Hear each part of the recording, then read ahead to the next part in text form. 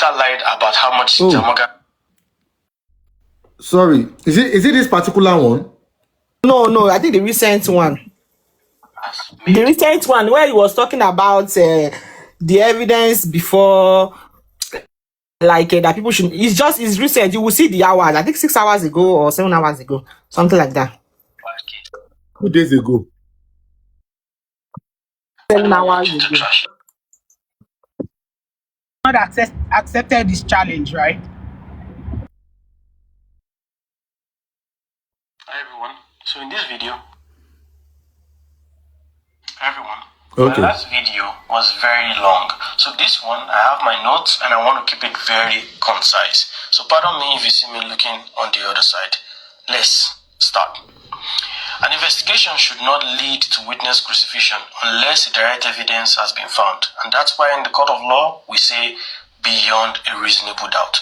So in my last video, we looked into the record label saga, the case Mohbad started before his demise, and the way the family has handled that case, which is still ongoing. I will name this case one, Mohbad versus Orchard Enterprises NY Inc. Remember that it is this case that someone claims Wunmi went after Mohbad's wealth when everyone was mourning. Now that we have clarified that it was necessary to have that case open because Orchard Enterprises submitted an application on September 18, 2023 to strike the case. And the reason they mentioned for them submitting an application was that Mohbad was dead. So there was no case again. On September 10, 2023, the crew left the house to go for the show in Ikorodu. Here are some videos before they left the house showing Mohbad and his son. My nigga going to show, yeah? He go to shut down. Performing live. Liam. As you see, those videos does not provide evidence that Mohbad had issues about paternity of his son on that day, as many people have said on social media. So, they went to the show, and at the end of the show, there was a scuffle. Several narrations from Adura, Wunmi, and Spending narrated the fight between Mohbad and Prime Boy. But Prime Boy said there was no fight, that it was Mohbad that was fighting with his wife, and he tried to separate them. On the other hand, Mohbad's wife, Wunmi, said she got angry with Mohbad that he should not be fighting his friend Prime Boy, who has been with him since day one, so basically long-time friend. And that Mohbad got angry that why will she be supporting his friend when he is angry with the same friend? They reportedly left this event and went back home. And Please, I just want to say something about that part. You know, he was saying that there was a scuffle, like as there was argument rather, that Mohbad was saying that why was Wunmi supporting Prime Boy instead of supporting himself as per the husband, girl and me. And if you remember vividly, you know that was the same thing that Spendy told Bukola JC. That day that Buki invited Spending and Prime Boy to our show. Yeah, she said that in fact the argument was because of Prime Boy. That Wunmi was saying that this was your friend from OG days now, from days that even before you became a celebrity. That why are you having misunderstanding with him? That at least why are you trying to fight your friend that was there for you when you're in your struggling days? And that's the same thing this Femi guy is saying now. So it's the same thing. And Spending has said it the same thing. You see, that Beauty said she has the record.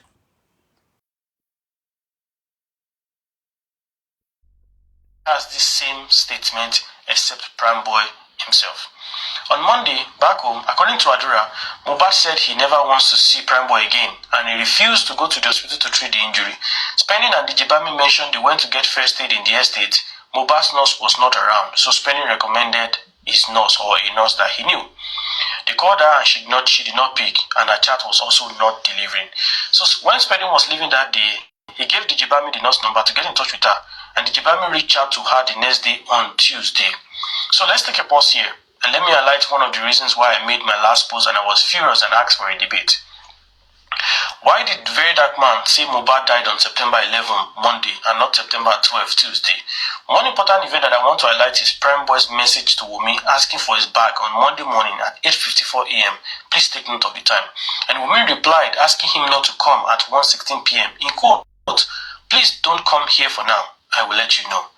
On this video by Very Dark Man time stamped July 5, 2025, VDM said he's convinced that Mohbad died on Monday, 11 September 2023, and the video of his death announcement was fake and organized. Let's watch the video. The death, which was on a Sunday, the issue, Mohbad had an issue. What led to the issue is that they were talking about girls, Mohbad. Then Mohbad wife now put her mouth and say, "You Mohbad, you said you know the follow woman." Mohbad can say, "Why did you put your mouth?" So they now started going back and forth. Prime Boy said, if you tell them to stop, when he comes out from the car to go and check on the artist performing before, if he comes back, they'll keep quiet. If he goes outside, they'll be quarreling. Because he was putting his mouth, Mohbad said, "Come down from the car," and that was the only quarrel they had. Then he left.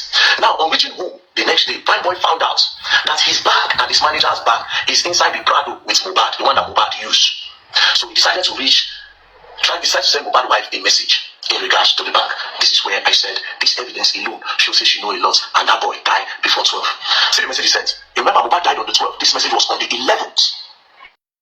Listen, on the 11th, Prime Boy sent Mohbad wife, said, "Good morning, Siwe. My bag is there, and show how can I get it. I am on the island, please." This is the response. This message he sent was around 11:54. Mohbad wife, at around 8:54 a.m. Mohbad wife responded about 4 hours later, and this was her response. And this response alone shows that something had happened to the boy. She said, "Please don't come here for now. I will let you know." Go back to what the boy asked. He said, "My bag is there. How can I get it? I am on the island." Prime Boy said, "I am coming to get it from the house." He said, "How can I get my bag? I am on the island." Prime Boy refused to send Mohbad a message because him and Mohbad don't get problem. Inside the form, friends don't get issue. You don't want to talk to her first. So he decided to reach out to his wife. Obviously, Prime Boy did not want to go to the house because of the previous beef. Wahala when he get with Mohbad, the argument they had. So he didn't want to go to the house. This response from Mohbad wife showed that something had happened. Because why is she not responding with something like, "Okay, I'll look for a dispatch rider to send you the bag"?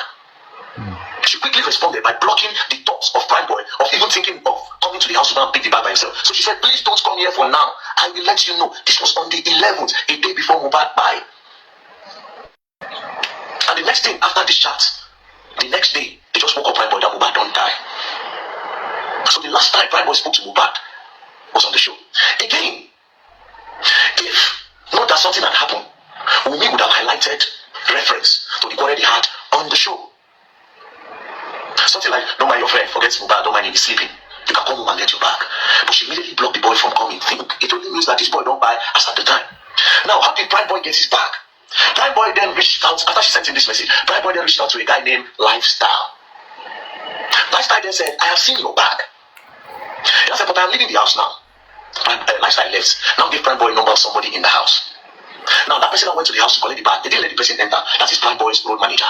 They didn't let him enter the house. They gave him the bag outside and he turned back. I am convinced Mohbad died on the 11th. I want to say something.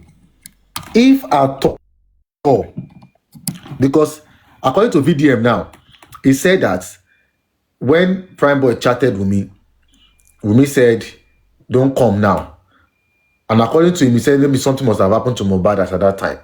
The question is, if Wunmi did not want Prime Boy to know, why would they send Prime Boy a number to still come to the same house that Wunmi said he should not come?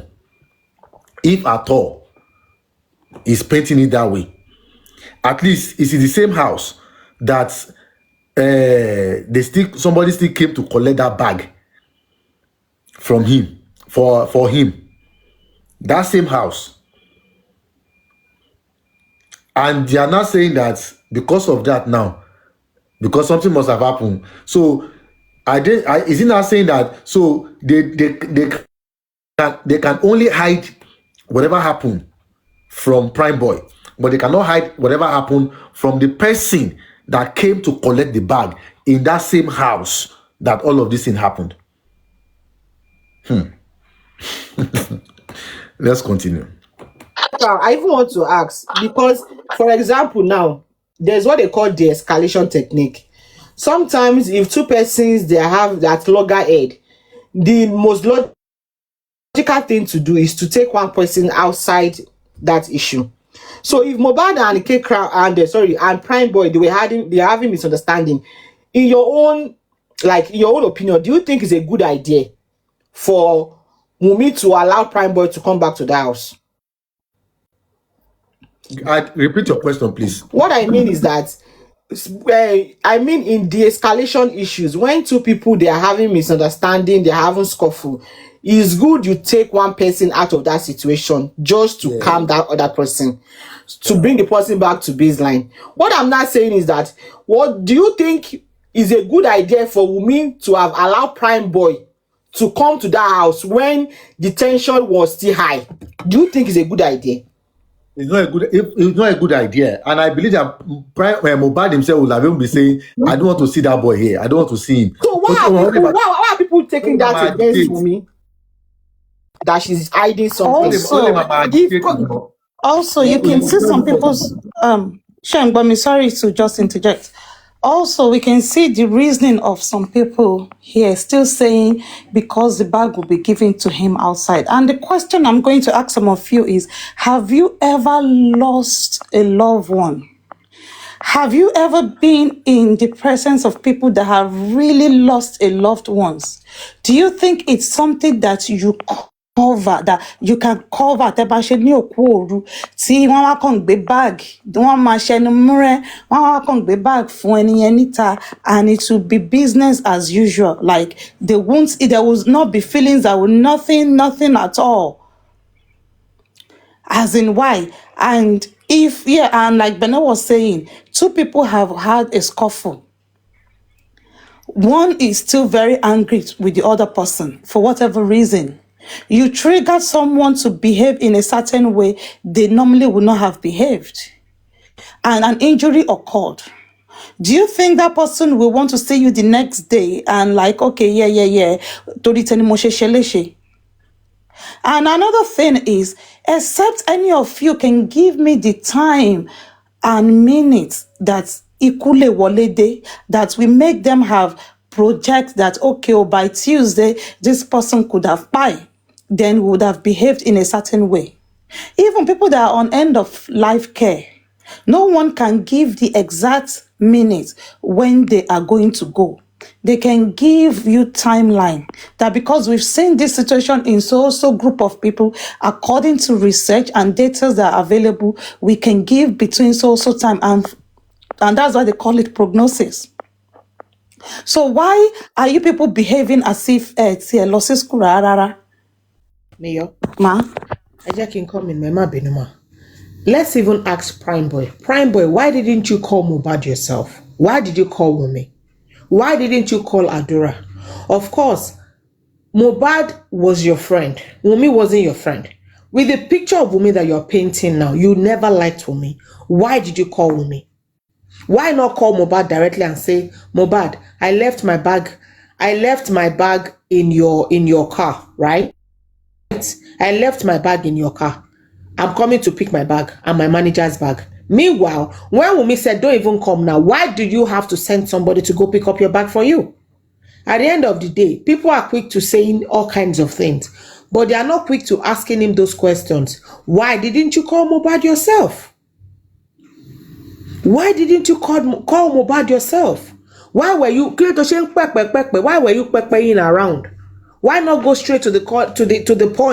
Mohbad was because he knew that Mohbad was still mad at him. He knew. Yeah. He knew. That was why it didn't even think occur to him that I should be speaking to Mohbad, not even the wife, because he knew that Mohbad was still livid at him. So that's why he just felt that let him go through the wife. It's what I will do. If sometimes, in fact, if my sister-in-law, maybe my husband and his sister, because they are the closest, if they are having issues, blah blah blah, his sister will be calling me. She ara brother mi ti balẹ̀, ṣé mo lè wá my sister ẹ má ì tí wá ń sin òun para lọ́wọ́ o bí akẹ́ṣe ní sùúrù náà ẹ lè wá tó bá ti di weekend ara ẹ má ti balẹ̀. It's common sense now. It's what I will do. If I know that your presence is going to aggravate my husband, hello, I will ask you to stay back. It's common sense. From that, so Prime Boy now coming out to painting Wunmi bad. And you then believe Prime Boy, you guys should go back to your senses. It shows Wikpe Prime Boy had a good relationship with Wunmi before Mo died. Because if Prime Boy had called Wunmi, definitely that wasn't the first time that they were talking on the phone, right? So he will come out and say, Wumi is this, Wumi is that. Allah ma jẹ́ ká ṣìfẹ́. But meanwhile, when Mo was alive, you were busy farming this girl. For you to have called her, it means that you guys had a good relationship with you. Both of you had good relationship. So don't come out and tell us, Wumi is skinny. Wumi is a bad wife. She's a Allah ma jẹ́ ká ṣìfẹ́. Your partner determines who you are and all of that. Why did you call Wumi? Yes, you fought Mohbad, right? You fought Mohbad. Why didn't you call Spending? Why didn't you call Maisi? Why didn't you call the other people in the house? Why did you call Wumi? Because you knew that Wumi had the key to Mohbad's heart. You know that if Wumi say, Prime Boy, ma worry, ma bo call me sorrow. Or if Wumi ba sọ fẹ́ pé, ma worry, Wumi, Abi Mohbad is not angry. I know how to talk to Mohbad. Tell me, ma pacify or call me. You knew Wumi had the key to Mohbad's heart. That was why you called Mohbad. So Keko Shilo, you can keep playing on Keko. That boy, Mohbad is there. That's him. Don't cool down. Don't think about how to go about it. So the boy actually died on the 11th based on this chat and based on how convinced I am. Contrary to another video that VDM did that was timestamped July 8, 2025, that's 3 days after the previous video, Spendy confirmed that Mohbad came out on Monday at 11 a.m. and discussed the video he intends to shoot with Papaya. Please, let's watch that video. Next day, Mo came downstairs. Okay, so you see Mohbad on Monday? That's why my what time? Around 11 a.m. Around 11 you see Mohbad? Came downstairs. Nice, came downstairs. Like, Spendy, I'm going to follow you dragging anything yesterday. See, I'm no verse. I'm not dying, so I don't shy you, but I no verse, my brother. I say, Baba, you talk like that, so I no feel verse. Even you dinner, say one love, say I give it you. Okay, but I say, Bible will call him, Baba, say that's what they do. Say, they will send one. Say, yeah, Bible, say, Bible, now we go. I never hang out the Bible, but I first time didn't have, but just the call up phone. I really see how they follow up. I know study Bible before. This is my first time again. For that show. So, if sorry to interject as well, because we are speaking on it so that it can make it lively. No problem. Please, I want to ask, because some people, they are always in the habit of saying, Bato Mopoko enye oti weak, oti di vegetable, kò lè gbápá, kò lè gbẹ́sẹ̀. So you could draw the nurse yen kó wá láti Kútọ̀nù. From the narration of Spending, that Mohbad later came and said, pardon me, no verse, I beg. Does it sound like somebody who was in a vegetative state? Does it? Because they were saying that, ó ti wíìkì, ó ti rọrùn báyìí, ó ti wà ní gate of heaven. Ó ti wà ní gate of heaven. Báwo ni wọ́n ṣe dúró kí nọ́ọ̀sì yẹn kó wá láti Kútọ̀nù? And that is why when Wumi told Joseph Aloba pé daddy ẹ lọ ro, is understandable.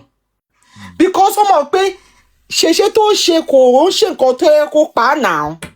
Exactly. Like this person, wọ́n ṣe bá wọn ọ̀rẹ́ sọ̀rọ̀, wọ́n ṣe lọ play table tennis now. Kakọ̀ fún yàn lábẹ́rẹ́ kẹ́ni ẹ̀ kábẹ́rẹ́ gbòdì sí lára. Maybe it has a spiritual undertone. It's something that èmi gan máa ronú sí. Pé abẹ́rẹ́ èèyàn tó yẹ pé kò ń ṣe pé ó ti wá weak tó yẹ pé kò lè gbápá kò lè gbẹ́sẹ̀. And that's always some people will be saying that ọkọ ẹ̀ ní ṣe gbé lọ sí hospital. From this narration that Spending, because I'm very sure if Mohbad was to be in a vegetative state, Spending will not leave the house. Spending will not leave the house. Emperor Joburg, you can come up as well. Spending will not leave the house because I'm sure he will not leave Mohbad in that kind of state. In fact, his conscience will not allow him to leave him in that kind of state. But Mohbad go ti weak to the extent he cannot even decide for himself. Wumi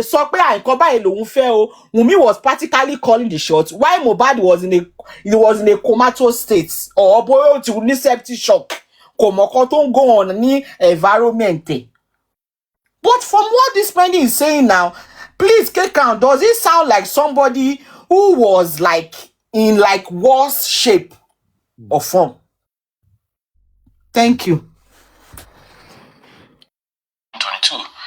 2023, and she replied the chat 1:16 p.m. same day. Was he killed after 11 a.m.? Of course, the nurse came on Tuesday and administered 3 separate injections. I quote from her statement. I gave him tetanus injection, intramuscular route on his left arm. Then I gave him paracetamol injection. The last one was the ceftriaxone injection. Finish. This is a statement confirmed by the nurse to the court, and her mother also said that her daughter told her that she met Mohbad alive on Tuesday when she got to their house. Though the mother was not at the scene, but the nurse told her mother. So, Nigeria. So, Miss Call. Miss Call ti pọ̀ lórí fún ìgbà tó dé bóyá báńkì Nàìjíríà fi kíní. So, ó lè sọ pé òun ò sí láàrin, òun ṣe ń bọ̀ lẹ́kọ̀ọ́ ni. So, ó lè sọ pé àkèké tó ń bá dé Èkó pé ọ̀rẹ́ òun yẹn ní court. Ó lè ní pé kó sẹ́ndì court yẹn so kó òun rí. Ó lè sẹ́ndì court yẹn sí. Ipò tó òun ti dẹ́kọ̀ tó bá dẹ́kọ̀. Nígbà tó ń dẹ̀dẹ̀ ilẹ̀ ti ṣú. So, òun lè lọ láǹfààní láti lọ bí tọ́sí kó sọ fún pé ẹni tó fẹ́ lọ treat lélẹ̀. So, wọ́n nígbà tó lè di àrọ́jọ́ kejì, wọ́n ti pé òun. Wọ́n sọ pé òun tẹ̀ ṣe ń sùn lọ́wọ́ tó ń bá jí. Pé òun kì í rọ̀ṣì láti lọ treat him. So, ó lè ní pé consent address sí orí fóònù lè send address so ló fi lọ so onígbà tó lẹ lọ bẹ tó lọ treat ẹ àwọn èèyàn wà ń bẹ ìyàwó ẹ wà ń bẹ àbúrò Mohbad wà ń bẹ ọ̀rẹ́ Mohbad wà ń bẹ pm Mohbad náà wà ń bẹ. ọjọ́ èèyàn mẹ́rin bẹ́ẹ̀ níbo ní Fèyí Ṣayọ̀ ti jí kúrò níjọ́ tí ó lọ treat ní Tuesday yẹn ṣe ilé bí ló gbà lọ. no ilé àjà ló gbà lọ. òkè àjà ló ń bí bẹ́ẹ̀ ni àjà ló gbà lọ sílẹ̀ kí bẹ́ẹ̀ ni. so ó ti mọ spending láti 2019 yẹn ṣe bí ọdún mẹ́rin bẹ́ẹ̀ ni òun ti bá wọn ó ti bá spending ṣe. bẹ́ẹ̀ ni o tí spending bá sì ló máa pe Fèyí ọ̀bọ̀yá tó bá láwọn rẹ̀ tó bá sì ló máa fi pèpè wá treat àwọn. so ní kóòtù tí wọ́n sọ pé wọ́n treat ẹ̀ pé wọ́n bẹ́ẹ̀ kóòtù yẹn ti wà ń bẹ̀ láti Monday. Yóò mọ̀ bẹ́ẹ̀ ni òun mọ̀ bóyá ẹni yẹn ti ní kóòtù tẹ́lẹ̀ tó bọ̀ sí spending sọ pé ókè ọ̀rẹ́ òun ní kóòtù ó sẹ́ni kóòtù yẹn sí òun kò rí so dẹ̀ sẹ́ni kóòtù yẹn sí. ìyẹn ni fídíò ibi apá tààrí ni. The nurse also further mentioned Mohbad vomited after the injection she administered and also had reactions to the injection. Here's a video of the injections administered by the nurse. Please, can you show us the injection, please, if you don't mind? Sorry, because he showed the injection. Let me go till the video, Henry. This is my first time that I will see that video. Ṣé TikTok ò ní flag ẹ̀ ṣá? Top of flag, you can stop.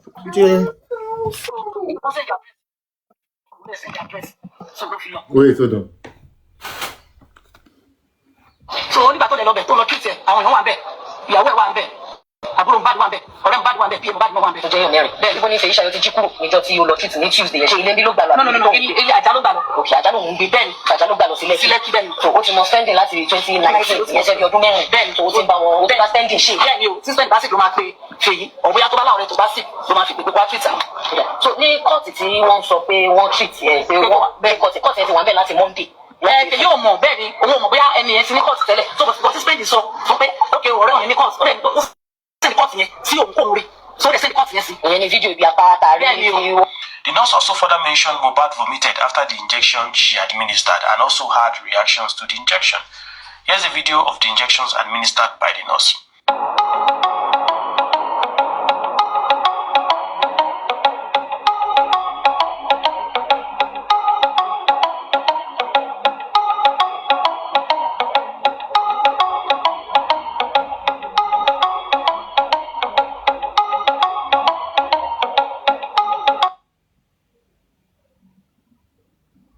Kaycrown, thank you. Hold on, I know you my talk. question is this. Yeah, wait. If they could take record of this thing, so what's the? I don't know. Why are they saying that?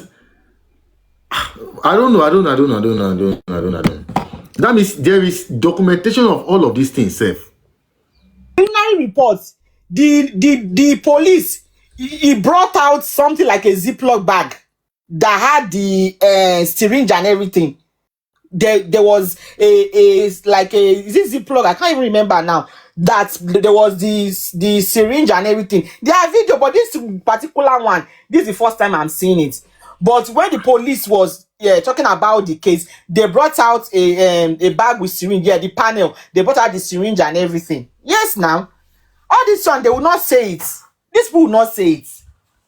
So can somebody who is responsible for the demise of our husband keep record of evidences Help of? me ask them, okay, can help me, I beg, bro. Let me ask these people. Help me ask them. Let me ask them. Wow. Let me take it back again.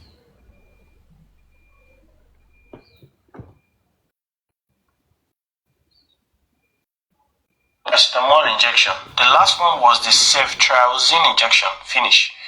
This is a statement confirmed by the nurse to the court, and her mother also said that her daughter told her that she met Mohbad alive on Tuesday when she got to their house. Though the mother was not at the scene, but the nurse told her mother. Mohbad was alive. So this thing also corroborates with what Penny said as well. Don't even stress yourself. I don't know if you come across the video where Westo went to Olori Ebi's platform, that is Lati, when he was talking about his interaction with the nurse. He said, Brother Lati, nurse sọ pé òun bá Mohbad láàyè. In fact, when Paul Grace went to Corona inquest and she came back, she screamed. She said, mi mo pe nurse yẹn bá Mohbad láàyè o. Mi mo pe bá Mohbad láàyè o. Because the nurse said it in the court that she met Mohbad alive. Westo go ń ṣara wa gan. Ó lọ sọ́dọ̀ Lati. Ó ṣàlàyé bí nurse yẹn ṣe ṣàlàyé bóun ṣe débẹ̀ tí Mohbad sọ pé ṣẹ́yìn ni nurse tẹ́ fẹ́ fún mi lábẹ́rẹ́. Bóun ṣe fún ní abẹ́rẹ́ tó bẹ̀rẹ̀ sí rí ra tó bẹ̀rẹ̀ sí convulse tóun sáré lọ sí another chemist láti lọ wá antidote. Gbogbo ẹ̀ pátá ni Westo sọ fún Olórí Ẹbí lọ́jọ́ yẹn. Ó ní nǹkan tí nurse yẹn fẹnu ẹ̀ sọ fóun yẹn. Westo is not part of us now. I get. Westo no be part, no be Wunmi team now. I say Paul Grace saying go court, saying shock. Say the nurse thought say when you go there, say Mohbad dey alive. Paul Grace if I parọ́ mu ẹ wá ṣe show ko counter on me. Injection.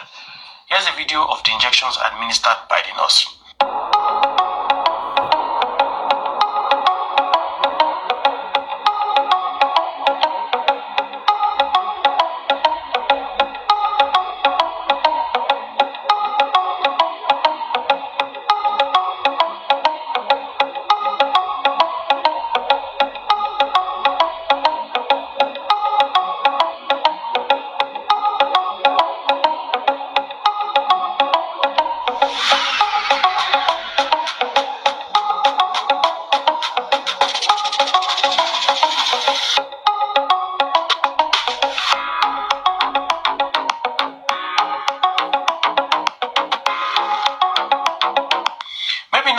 Wait, why is he not showing the medicine to the camera? Like why is he showing to the camera? Maybe I think it's during the course of investigation. Maybe during the course of investigation. Okay, this video was the investigation. Yes. Not Mohbad house. Yes, because even Wunmi said it now that all the syringe that when the police came, that they took it out from the bin, that it was in the bin, that she made sure that they didn't dispose it, that the police met it there, because she knew that they were going to need it for the investigation, that she just left it there, and the police came. In fact, they were the one that took it with glove. They put hand gloves so that they don't taint the exhibits. They were the one that took everything from Mohbad's house.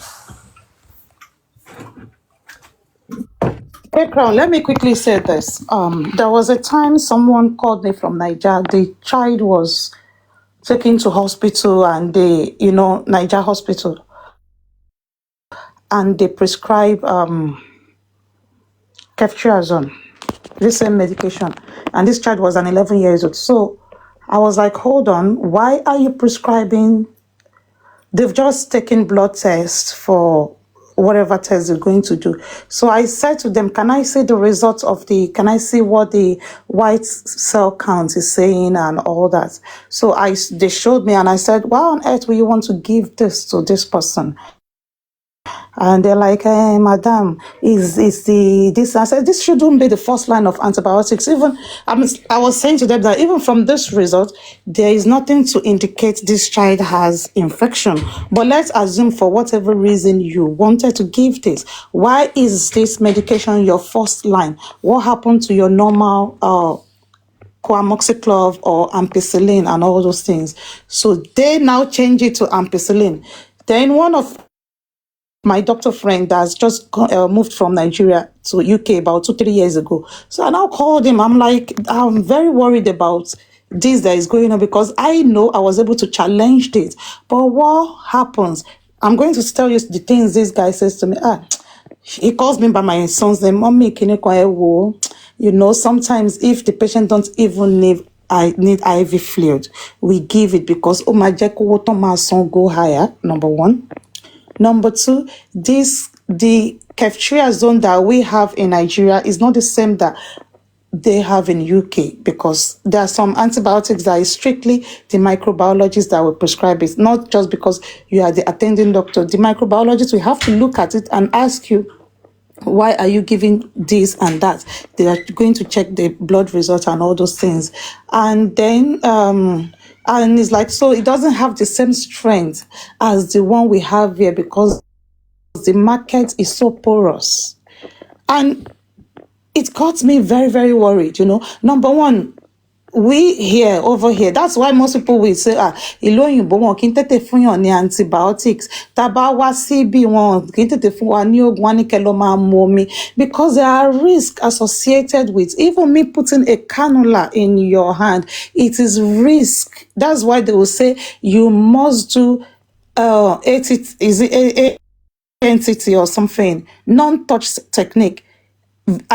Aseptic non-touch technique, that's ANTT. It means that there are ways you must put in the cannula because there are some bacteria on the skin that if you don't clean it properly and you just insert the cannula, you will be introducing those bacteria that is in the skin into the bloodstream. So you are causing harm and risk. If you don't know how to put in a cannula and you try to put in a cannula in the vein and you puncture the artery, there is risk that is associated with it.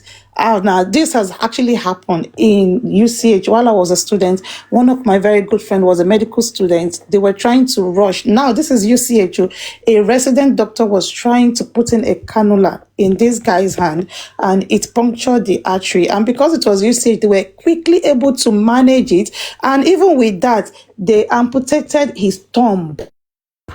Because gangrene has set in immediately. If they did not pick that immediately, he will have lost the whole hand, or it will have gone into septic shock, and then that will be it. And this is, I'm talking about this same situation of gangrene setting in into the thumb happened in UCH because they were able to quickly mitigate it and reduce the harm that could have happened. So these are the things. And for the nurse part, this particular nurse, we keep calling her a nurse because when the investigation started, the police went to Nursing Council, Nigerian Nursing and Midwifery Council, and they checked their register and they said, this is how we even knew she was not a registered nurse. They will put your name in the register. And if your name did not come up, that is when they said, NMC said this whole her that she is not a registered nurse. She's not registered with them. The police, these 13 men, because before the preliminary, I'm just taking us back.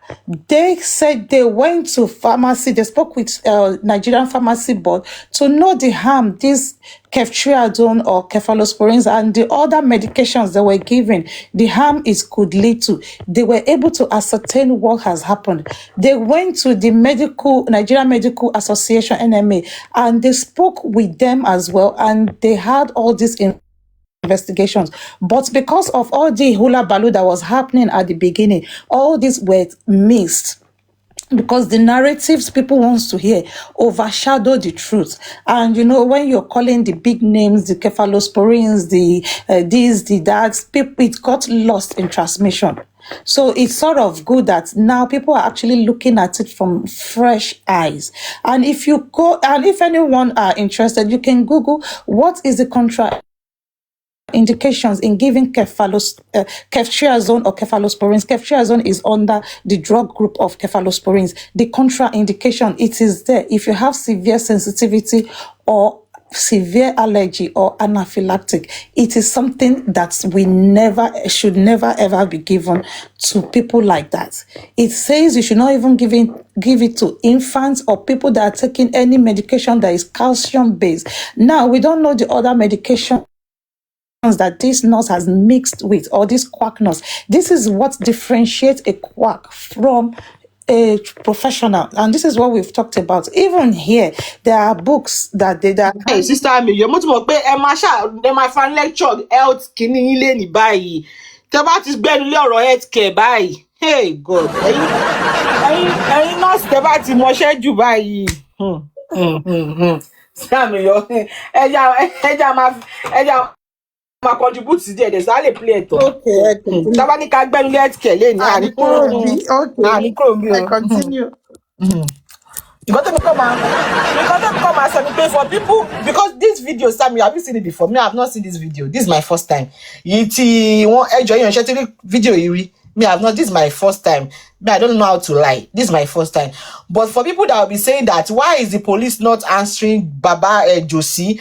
Kaycrown, in case you are wondering now, if with all this evidence before the police, job people, let's rub mind. Do you think the police will answer Josie? Sorona, all this video, all this investigation, They won't answer you because they will just. They will not answer them now. Ọ̀nà ṣe máa ń lé wọn, àyè tó bá dẹ̀ fẹ́ gbowó lọ́wọ́ wọn ń gbowó lọ́wọ́ wọn. Wọn ò ní dá yín lóhùn náà. Gbogbo evidence yìí, gbogbo fídíò yìí, gbogbo tí wọ́n ti bá nọ́ọ̀sì sọ̀rọ̀, nọ́ọ̀sì ti lọ síwájú bọ́ọ̀dì. Ṣé ẹ bá máa dá wọn lóhùn ni? They play. Wọn ò ní dá yín lóhùn. Wọn ò ní dá yín lóhùn ni. Bẹ́ẹ̀ Kaycrown no vex jare, abeg continue. My sister now, she love that nursing job. Oúnjẹ wọn ni, wọ́n lè sọ fún 1 year. Abeg. I dey learn, so it's okay. I love you. Forget anything nursing. Forget to. Kaycrown continue. Accusation and declaration to make. He pinned the murder on Wunmi and claimed that Mohbad died on Monday, 11 September 2023 without any substantial evidence, claiming that was why she told Brian Boy not to come to the house to get his bag. So, Wunmi could have said that because they had a fight and she didn't want them to come and start that whole drama all over again. Why would you make such a huge claim that you are confident that Mohbad died on the Monday? Well, let's move forward. On Tuesday, 12th of September, as shown by the Jebami's chat, he sent the Mohbad injury to the nurse and also sent a video of the swollen hands. And that matches with what the nurse said, that she requested to see the injury in her statement. On the chat, you can see the timestamp when directions was given to her on how to locate Mohbad's house. You can see the time 14:15, 14:23, 14:24, 14:31, which also matches with the time that everybody gave a statement that the nurse arrived. The next message was asking where she was at 22:27, and this is reportedly after Mohbad died and his mom and dad had arrived at the house, and the nurse replied at 23:57 that she was already home. So back to the nurse arriving at the house. After the nurse arrived, Adura mentioned Mohbad was taken from Wunmi's room where he slept that night to Mohbad's room for treatment, and he went downstairs to cook. And after 20 minutes, he started hearing his name to come, that Mohbad was reacting badly. Nurse Fiishayo mentioned she went to pharmacy around to look for hydrocort, and when she returned, she saw that everybody was already outside, and she mentioned she saw Mohbad shivering, right? And they mentioned that his car was bad, so they needed to borrow the neighbor's car to get him to the hospital. On their way to the hospital, they had to switch to a bike due to the traffic. And the people who took him to the hospital are Engineer Chinaka Jesse, that's Mohbad's neighbor, Women. It's okay, can they say maybe you should show the chat? I don't know what people are saying. Okay. I think they said there's a chat. I don't know. No verse, I beg Kaycrown. No, it's okay. They said there's a chat. Please, people should give Kaycrown. No, he's doing a good job. I beg, make una gift Sister Memunot Padio. I beg, he's doing a good job. I beg, make una gift Kaycrown. I beg. What I want to say is this: they were saying, how can that they were? I think when they said they carried Mohbad on the bike, and they were saying that how is it possible that they will carry him on the bike? Blah blah blah was a lie.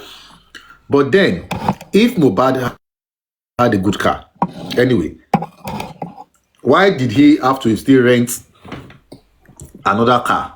Or did Mohbad actually take his own car to the show in the first place? I don't think Mohbad took his own car to the show. So if they say Mohbad's car was bad, then I think it still corroborates the fact that yes, the car was bad, but then neighbors had to like take, help them to take him to the hospital. So for people that say, is a lie, this and that. Of course, the only way anybody could have done, or they could have done, is to tell neighbors, go neighbor around, oh yeah, neighbor, oh yeah, everybody, oh yeah, let us do. But then, this guy did not have the car that even went to the show. He didn't even take his own car to the show. So it means that for him not to even take his own car to the show itself in the first place, then there's a very high tendency that yes, this guy, Mohbad's car was bad. So let me show it's the chart you're talking about.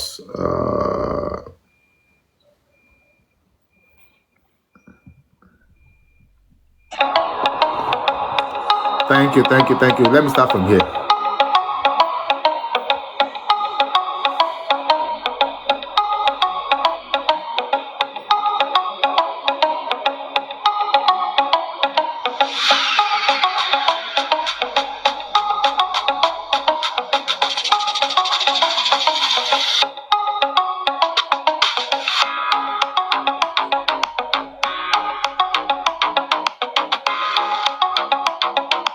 Maybe now you know why I'm angry at VDM.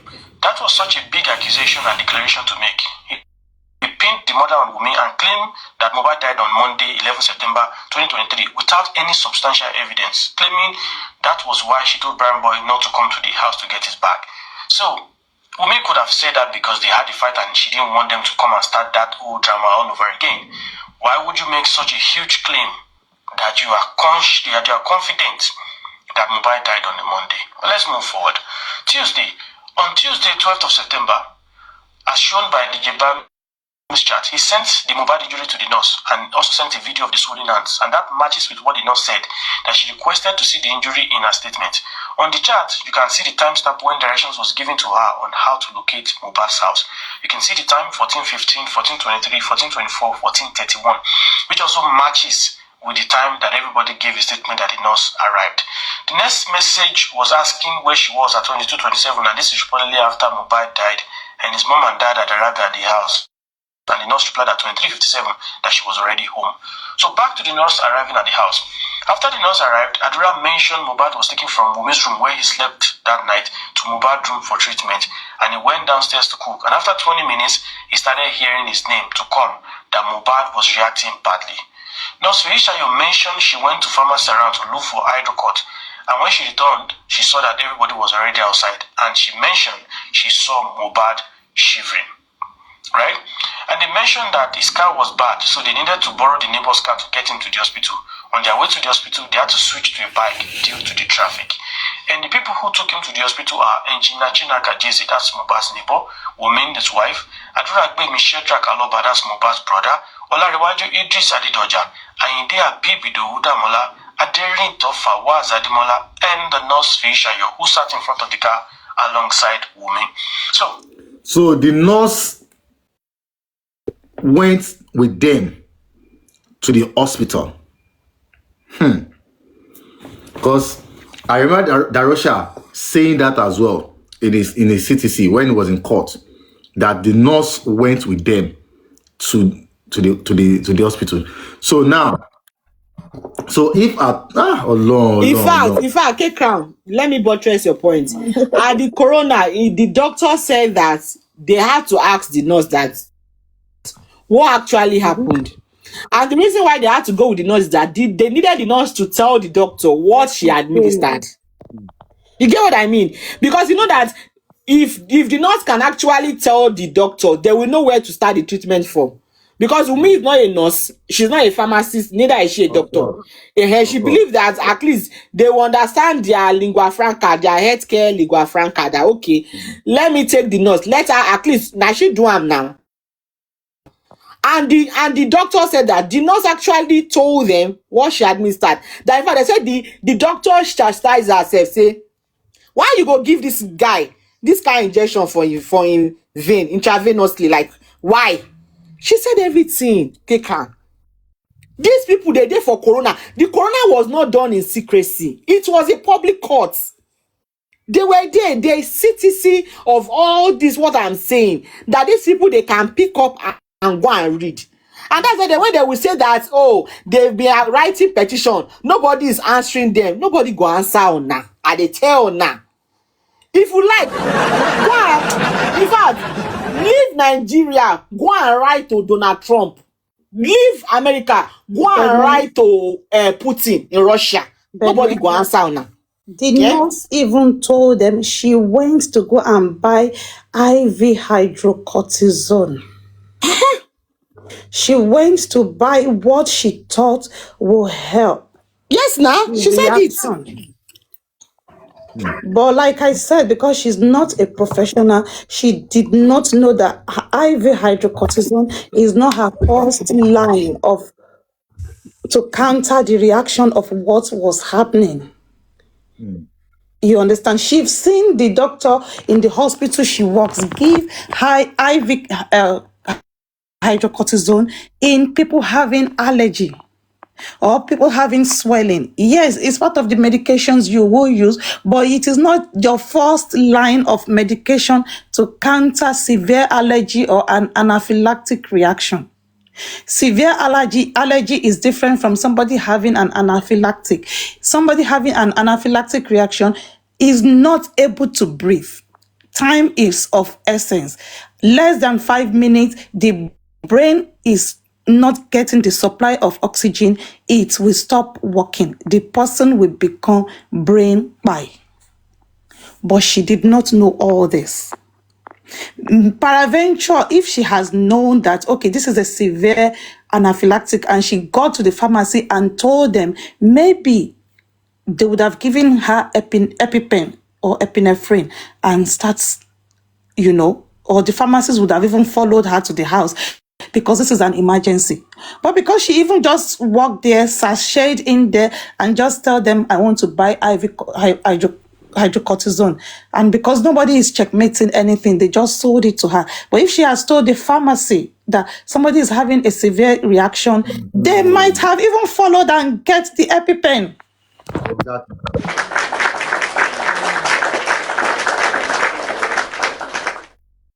Exactly.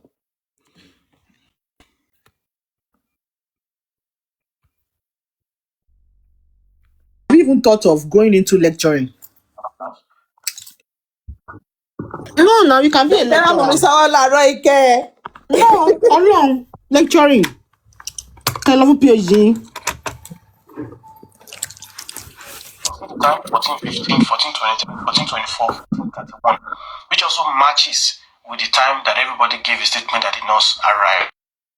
The next message was asking where she was at 22:27, and this is reportedly after Mohbad died, and his mom and dad had arrived at the house, and the nurse replied at 23:57 that she was already home. So back to the nurse arriving at the house. After the nurse arrived, Adura mentioned Mohbad was taken from Wumi's room where he slept that night to Mohbad's room for treatment, and he went downstairs to cook. And after 20 minutes, he started hearing his name to come, that Mohbad was reacting badly. Nurse Vishayo mentioned she went to pharmacy around to look for hydrocodone. And when she returned, she saw that everybody was already outside, and she mentioned she saw Mohbad shivering, right? And they mentioned that his car was bad, so they needed to borrow the neighbor's car to get him to the hospital. On their way to the hospital, they had to switch to a bike due to the traffic.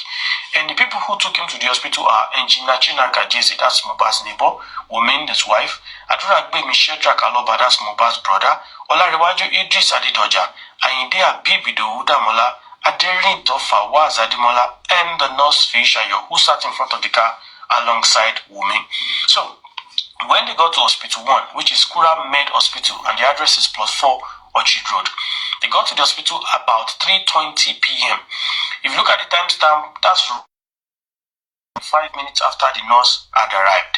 And Dr. Beke Deborah Olutosin examined him, and she certified him as brought in dead at 15:43, which also matches the statement made by those who brought him to the hospital, because both Umi and the other witness mentioned it took them 20 minutes to come out, and they said he was dead. So timing is very important. Timing is very important. How many of these people actually follow the timing?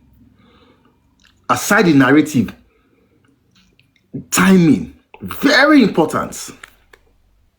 Arrived at 3:20 +20 plus minutes you have 340 matches the hospital record of 343 when they pronounced him dead. So that timestamp matches perfectly. Now, they didn't believe, they wanted to go to another hospital, and by this time, Spending, who gave the nurse contact, was already back with them. They went to Hospital 2, and that is the Paris Medcare Hospital, address 40A Castle Rock Avenue, Pinnock Beach Estate Road. And at the second hospital, Paris publicly said Mohbad's lifeless body arrived around 4:30 p.m. Take note of that time. Paris said there was no pulse, no heartbeat, no recordable vital signs. It was fixed and dilated pupils, and that when CPR was attempted, they observed rigor mortis. And Dr. Chigozie Iwuala of Paris Medicare. Sorry, let me say this. That from the first hospital, when the first Kuramed, when they said brought in dead, they took him to the second hospital. That action alone is mind blowing. It's crazy. You have taken somebody to the first hospital and they said they confirmed the person that the person is dead. But you don't agree because you don't believe, say, this person don't die. You carry that same person to the second hospital. That alone is to tell you that this person is already their brain is not really, they are not themselves. They can't believe it. They can't believe their eyes. Bless you. That's it. They are still living in denial. They don't want to believe. Yeah. That's why they still went ahead to go for a second opinion. Second hospital. Yeah. So I don't understand why they will say, no, somebody went to the first hospital, they said brought in dead. They carried that same person to the second hospital. That alone, if it were to be that, okay, they said brought in dead, they could have said, they could have even waited in that hospital and tried you and taking you. Kaycrown, sorry, let me quickly cut in there. Did we see how this man's daughter reacted yesterday? How Ogogo's daughter reacted yesterday? She was in denial. I lost my father, so I was in denial. Like, this man cannot pie like that. The man I still spoke to few days ago. My sister spoke to him few minutes ago. You understand? So assuming it was what they planned, you think they will be taking him around? You think mama gbe kaka kiri? Wọ́n ní gbe kaka koko ma se ko ma accept faith pé we ó ti kú náà lè jẹ́ ká padà sílé. Please continue, my bro.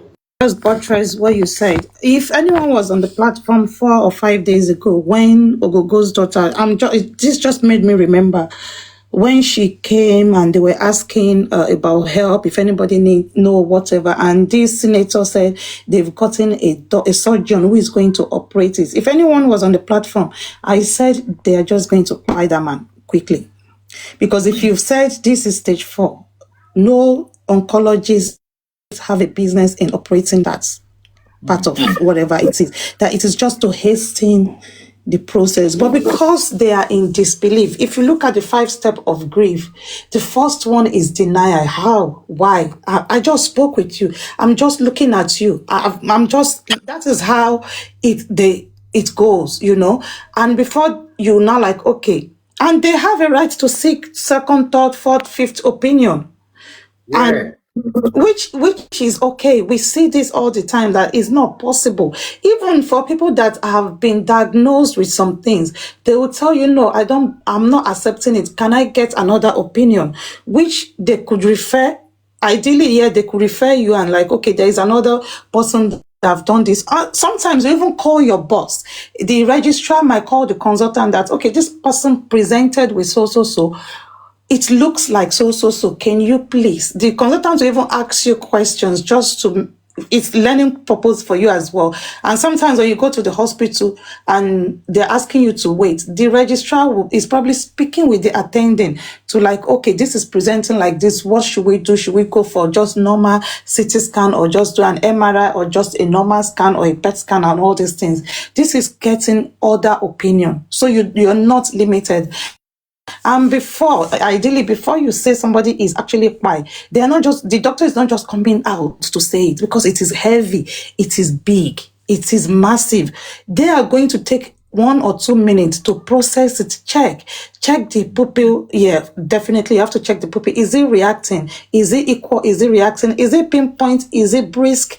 Is it dilated? If it's dilated, you obviously know something is wrong with the brain. The pupil has blown out. Nothing is going to happen. In fact, Mayor, I think it's still they are still in the state of denial. That is why they still took him back home safe. Exactly. That is why they still took him back home. And even with the taking back home, by then Darosha has spoken to Josie. If you listen to now, I'm and sure Josie said even that okay, let's still keep him at home. Me that my popsy died, I was still calling his phone for 2 days. Maybe we pick it. When people are grieving, like I said on our platform some months back, if you are grieving and you say something hurtful to me, to be honest, I will hold it against you. Me, I never see the thing where you go tell me in your period of grieving or anything that you will do to me that I will take it at heart. I will never. You are pardoned. Because when people are grieving, they are allowed to make utterances. They are allowed to behave in whichever way that they find conducive for them. But it's now like unfathomable when you will not say, okay, because she's saying the nigga is there, is by the nigga, come and take your trophy. Automatically, it makes her guilty of her husband's demise. Hazao, have you not gone to families where people will be crying and say, I want to call me, oh, or call me, want to how? Why didn't she even say, prime boy, you have killed my husband? People can say anything. I said there was a video of an old woman who was burying her brother. That woman should be maybe in her 90s. You were burying your elder brother who died maybe 100 years. You are saying walk by a bombing. A man of 100 plus. 100 plus. Not the waste of witchcraft be that. The woman was crying. The mama they cry for graveside. Say, don't you by bombing. Last month, my husband was saying, oh yeah, it's your go lọ jẹ ni mo ní ọ̀gá stop and I just said ọ̀gá I said ọkọ mi tó sọ pé stage 4 yẹn pé tó bá lọ sí orí òkè tó bá lọ yíra pé Ọlọ́run sì lè ṣe. I just look at it. Immediately when you ọ̀gá abeg no go talk this thing for outside and na me come cast am. Sísá mi ọkọ mi sọ pé babe kò sí kan tọ́lọ́run lè ṣe pé tó bá lọ sí orí òkè tó bá lọ yíra níwájú òkun mo ní bọ̀bọ̀ no stress me because I'm máa para fún ẹ tí wọ́n dé máa sọ sí wa sọ pé mo fẹ́ máa behave Jezebel kò ṣe pé Jezebel èmi máa ń lo sense tèmi. Me I'm a realist. I don't know. I don't believe in conspiracy theories. I don't believe in witchcraft. I don't know. That's me. That's my belief. I believe whatever will happen. And this life that we have, everybody, we are on a journey of life. Whatever thing you come across in your journey of life, it has been destined to happen. Koda go or sick you or any problem or lose job is in your journey of life. But ọkọ mi máa ní no tó bá gbàdúrà tó bá gbàwẹ̀ tó bá ti bẹ̀rẹ̀ kíní ẹ̀ báyìí máa ní bọ̀bọ̀ èmi fẹ́ lọ sùn o láàárọ̀ ìlọ́wọ́ tó bá rí bákan náà because like so you're right. When people are mourning, they are allowed to mourn whichever way they find. You are not. It's wickedness. When you are not saying you want to be analyzing what somebody who is grieving is saying. You want to be using that against them. It's wickedness, so it's wickedness, honestly. It's wickedness. Because that means we'll be going to everybody's household to go and be arresting people. Because if you hear some things that some people will say when they lose their loved ones, you go shock. I said if she was actually accusing somebody directly, it should have even been Prime Boy. I didn't think she knows that, okay, let's just say you are holding her responsible for saying they've taken him, industry god, and all of those things. Since people believe that she was pointing at all those things. She should have pointed Prime Boy, because Prime Boy is the last person that she knows that they have scuffles with. Yeah. Okay, Kaycrown, please. Some people are always in the habit of saying that somebody came to the house to come and buy mobile. Please, Kaycrown, help me here.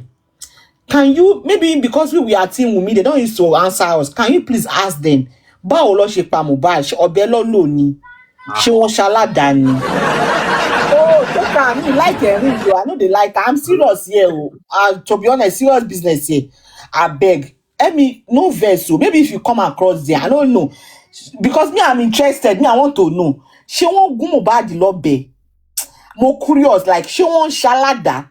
Ṣé wọ́n yín lọ́rùn? As in, àwọn tó wọlé, because akíní náà máa ń sọ Yomi máa ń sọ pé wọ́n wọlé, wọ́n wá pa ni. Above a kilo. God bless you. Àbí ṣé wọ́n fi hammer, wọ́n fi fọ́ ọpọlọ ẹ̀, gbogbo ẹ̀jẹ̀ orí ẹ̀ wá ìjẹ́ òtí àrí mi. Àbí ṣé wọ́n fi nǹkan tó wọ́n fi májèlé sí oúnjẹ. Abeg, Kaycrown. In case maybe you and meet on herself or some place. Which people? Let me ask them. Which people? Maybe maybe like for beer parlor now. They party like beer parlor. You get beer parlor. I just cruise now. Mo must come and lọ síbẹ̀ ń gbà mí. Ìgbà mi ó máa ń gbé evidence rìn kiri lọ síbẹ̀. Maybe you get what I do. No vex, Kaycrown. I just if you continue. Before you continue, and also Kaycrown, these people keep forgetting that while carrying out autopsy is the physical visualization.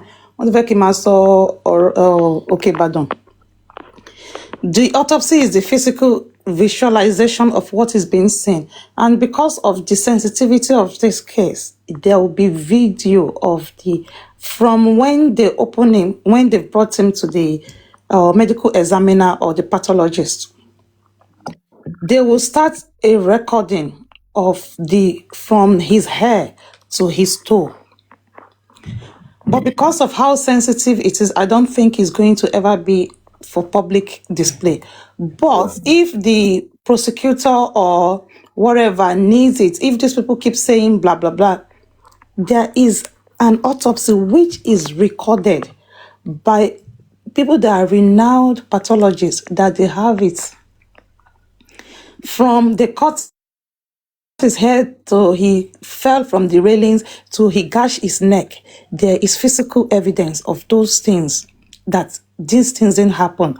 Also, these people forget that the hospital they took him to, there is no way you would take a corpse who has rigor mortis in the last 24 hours to an hospital that the attending doctor will not know.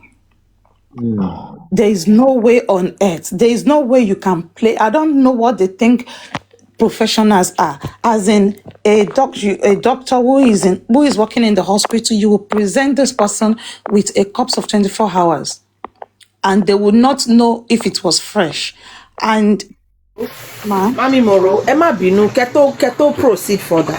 Ẹ bá wa explain fún wọn pé kò sí bó ṣe máa gbé òkú 24 hours tó máa kakò sórí ọ̀kadà. Like even òkú tó ń ṣe pé wọ́n ti bá mẹ́, tó ń ṣe pé wọ́n ti inject ẹ̀ o. Òkú kò sí bó ṣe òkú tó yẹ kó wà ńlẹ̀ fún 24 hours. Kò sí bó ṣe máa kakò. Ṣé ambulance ló fi gbé Mohbad wọlé? Ṣé bó ọ̀kadà ló fi gbé Mohbad dé hospital? Àbí ó yẹ continue màámi. just pointing those little parts out. And also, the two hospitals have timestamp and they have dates. The first hospital, I will say, from my own knowledge, I wasn't there, but from the narrations and from my knowledge, the first hospital should say he was DOA, death on arrival, and the second hospital should have been BID.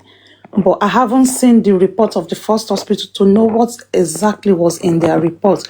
But obviously, there is a report somewhere, because whoever was on call that day would have had a detailed report, and they would have also given handover to their medical director. Because any PI, they will have to give a handover to the senior or the owner of the hospital. So there is no way that this, like Jaguda Baba Kore, they will say he went to Perez, and Perez said, I have the nurse said something else. There is no way on earth, but we all know that these people are just chasing what they will eat. If he truly went to the first hospital and they told him something different from what I have said, he should bring out their recording because he's a chief recorder. He should bring that out. So I would say from my knowledge that the first hospital, it was DOA, because you cannot carry out, you cannot attempt CPR on a body who has rigor mortis. Reason why the second hospital did not touch him, because it was already BID. And now I'm going to compare it with the case of Dr. Oshoba. If you remember the narration of the family, they said when they got to the hospital and the doctor came out and checked her, they said it is BID. There was no attempt of anything. If it has been they brought her in and they have started anything on her, there would have been something to show it was DOA. But because it was BID, nobody, no medical line. It is gold standard. You don't attempt anything on someone whose pupil is already blown out. There is even cardiac output. If they are brain by, you don't attempt it because that person is going to be a vegetable. And that is fact. I have been involved in so many CPR and I know what I'm saying. Even when it happens and this person, and you started your CPR, it has a limit of time because there is a gold standard, and which is evidence-based that, okay, within social limit, you have to call it. And everyone in the team must agree. And if you've seen some medical shows and all that, when somebody keeps going on, they're going to tell the person, you need to stop. You have to stop. And everyone must agree, and they will call it at 15:42 time of buy. And everyone will take off their hands. Everyone has to take off their hands when they call it. So there is something that is restricted within the medical care that you could not go above it. Because if you do above it, you are punishing the patient, not giving, because they're not going to ever have quality of life. What is the standard of life this person wants? What is the quality of life they're going to get after this intervention? So continue. Dead at 15:43, which also matches the statement made by those who brought him to the hospital, because both Umi and the other witness mentioned it took them 20 minutes to come out and they said he was dead. So if they arrived at 3:20 plus 20 plus minutes, you have 3:40, matches the hospital record of 3:43 when they pronounced him dead. So that timestamp matches perfectly. Now, they didn't believe, they wanted to go to another hospital, and by this time, Spending, who gave the nurse contact, was already back with them. They went to Hospital 2, and that is the Perez Medcare Hospital, address 40A Castle Rock Avenue, Pinnock Beach Estate Road. And at the second hospital, Perez publicly said Mohbad's lifeless body arrived around 4:30 p.m. Take note of that time. Perez said there was no pulse, no heartbeat, no recordable vital signs. It was fixed and dilated pupils, and that when CPR was attempted, they observed rigor mortis. And Dr. Chigozie Hiwala of Perez Medcare later claimed that Mohbad appeared to have been dead for several hours because of the rigor mortis. So anyone can simply take this claim about him being dead for several hours and start shouting, yes, I said it happened in the house. Hold on. As learned people, let's understand what rigor mortis is. So what is rigor mortis? Rigor mortis is the temporal stiffening of the body's muscle that occurs after death. It happens because cells run out of energy, causing muscle proteins to lock together. And how long does this take to occur? So the general timeline from death is 2 to 6 hours due to maybe weather and other external conditions. Stiffness begins in small muscles like the face, jaw, and fingers. Take note, 2 to 6 hours. If the nurse arrived at 2:30 p.m., it's within that 2 hours from death that we just learned. So we cannot just totally say this is false, because it doesn't make sense if the rigor mortis can happen within 2 hours. And the timeline simply says, nurse arrived at 2:40 p.m., he was alive. Hospital 1 brought in dead. Hospital 2 brought in dead and suspect he died for about 3 hours. So, as I round up, here are my unanswered questions. Will the nurse ever administer injections to a dead person? And will a dead person ever vomit and have reactions to an injection? Also, neighbor that gave them their car, would he ever agree to move a dead body? But there's a very bigger question. Can the neighbor confirm what he saw when they brought him into the car at home and when they moved him from the car to the bike because of traffic? Because the neighbor's testimony is important, and it appears that he was not part of the coroner's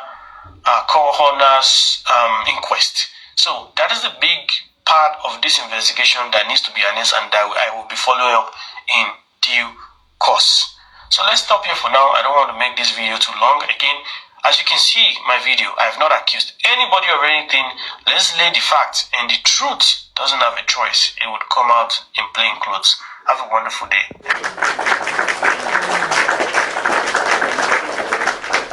See, kaycrown, ordinary that somebody has an accident on the road. Nigerian hospital, they will tell you to go and collect police reports. Of course. So is it possible for Wunmi to carry Mohbad's body, and upon examination, because they say they did so many tests on that body, is it possible for them to discover that this body is a day-old body and they will not call the police? Dead body. I don't know.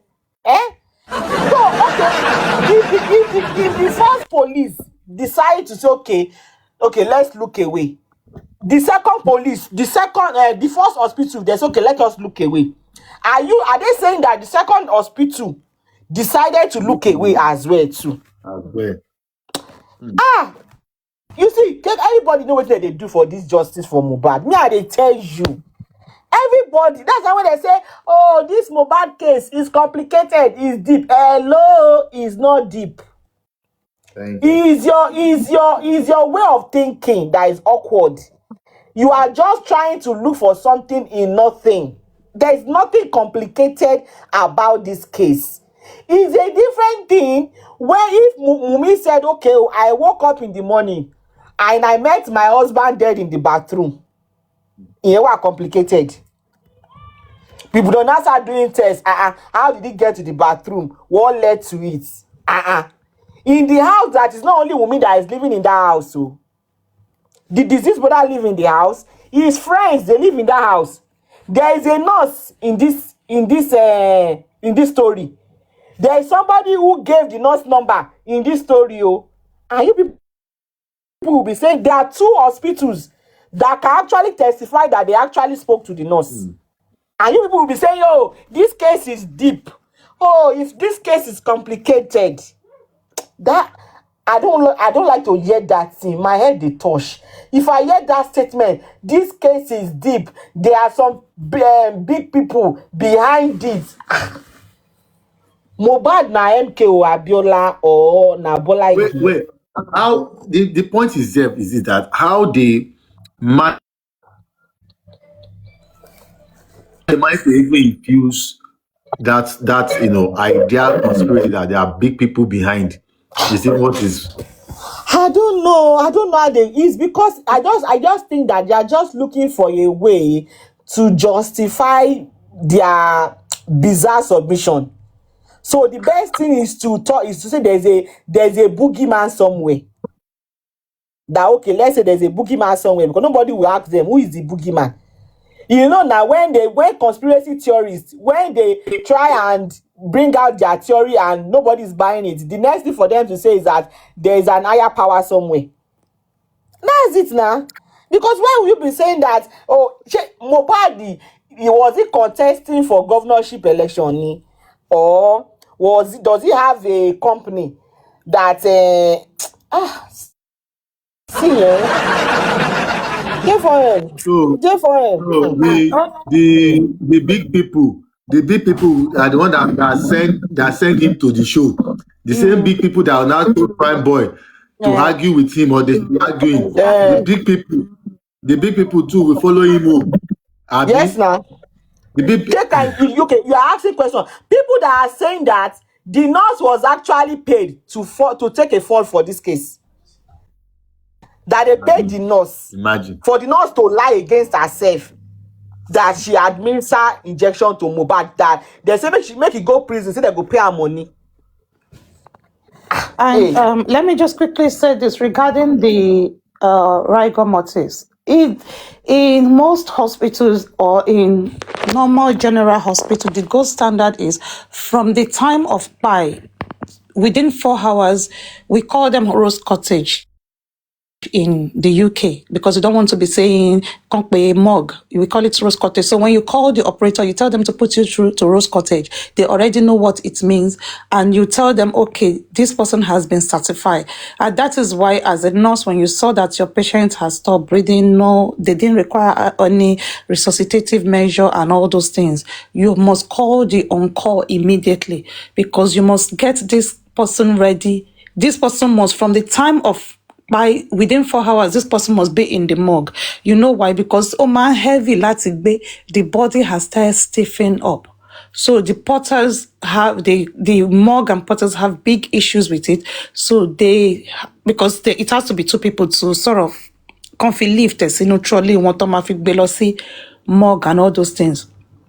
Because the body has started stiffening up and cases like that. And also, one of the reasons why we could not get the proper diagnosis from the toxicology was because of the horrid burial of this young lad. Because there is a test that must be carried out to ascertain anaphylactic has occurred from the toxicology, and it is the mast cell. It must be done within a certain period. But because this person has already been put to the ground, they couldn't get it at a specific period. And also, it could have shown on the autopsy, because the neck would have been swollen up. There will have been some issues in the lungs for the medical examiner to know that, okay, this has occurred and all those things. But like I said, because this situation immediately, Josie decided we can lose senior join. If we now want to go with the conspiracies of the people of Josie, we could have said that there is something more. Why are you not seeking answers?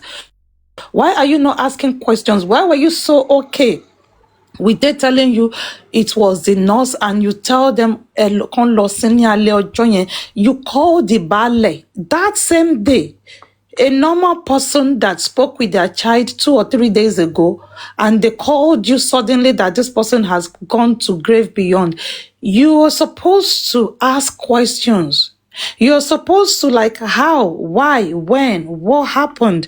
No, he didn't ask any of this. He just asked, or he just saw the wife outside. If you remember the interview he did with Kuma even said it. Also, fún sa Kuma pé òun bá ìyàwó ẹ̀ níta tẹ́ pé pátá àti bra lásán ló wà lára ẹ̀. If anyone had that interview, he said so. Yeah, so he didn't even ask them to cover this young lady. Yeah. Kóhun ti ẹ̀bọ agbádá tó ń wọ̀ ẹ̀bùbá tó ń wọ̀ kóhun fi bo ìyàwó question. So in her semi-nakedness, you ask her what happened, and she told you the nurse gave injection babeloho. That is it. You were even making jest of the fact that she's saying babeloho because Bijos is software or motion sobe.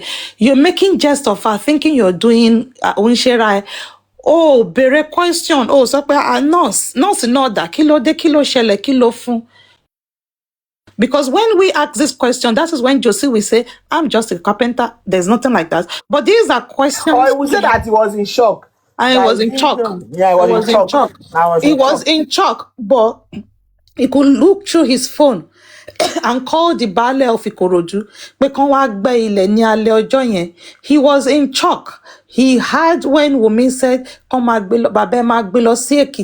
he was in shock. He could ask them to transfer money to Darusha, his PA. He was in shock. He could tell them he was in shock. Then he called the diggers. He became the event planner. This is the most bizarre and disgusting thing ever. He was the Baba Isiku. He was delegating jobs for everyone. Okay, he worked by ballet. Okay, on the phone that he couldn't. The phone kó fi faraya kó pe àwọn ẹbí títí ẹ̀. He was able to scroll through his phone. Ṣóhun àti baálẹ̀ yẹn máa ń sọ̀rọ̀ regularly ni, because Tèmi àti Bene bá ń sọ̀rọ̀ regularly. I didn't need to go through my contact list. I would just go to my call logs, because I know that I spoke with Bene 2-3 days ago. I can just call her. He was able to search for the baale's telephone number. He called baale. He was able to search the digger's number. He called them.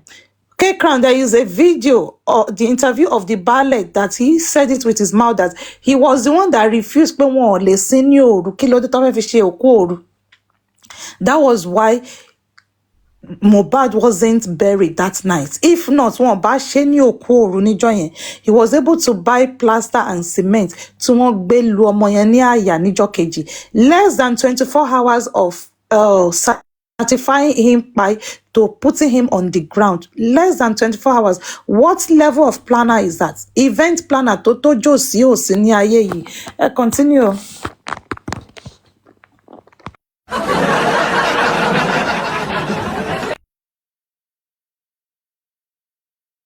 To say, and this is my mantra for 2026. Everybody know what they are doing. Everybody know what they are doing. Me, if anybody say I don't know, I was misinformed, I miscalculated, I misinterpreted, I misyan. Everybody know what they are doing. No, we are all adults. Everybody know what they are doing.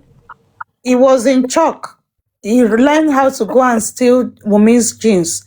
He was in shock. Mo sáré lọ síbi tá a ti ń pàdé ara wa níbi ẹni ó shock you, Josie shocked you. Ó shock you back there. Bene, he was in shock. 2 weeks later, ó lọ dá irun, ó lọ ń dóbò ní Ìkẹjà, and he was in shock. Gúrẹ́sì gan sọ pé ó gbé tùsọ̀ fún l'Àbújá. Ó wà in shock. He was in shock. Ó lọ sí Blakete, he's a millionaire.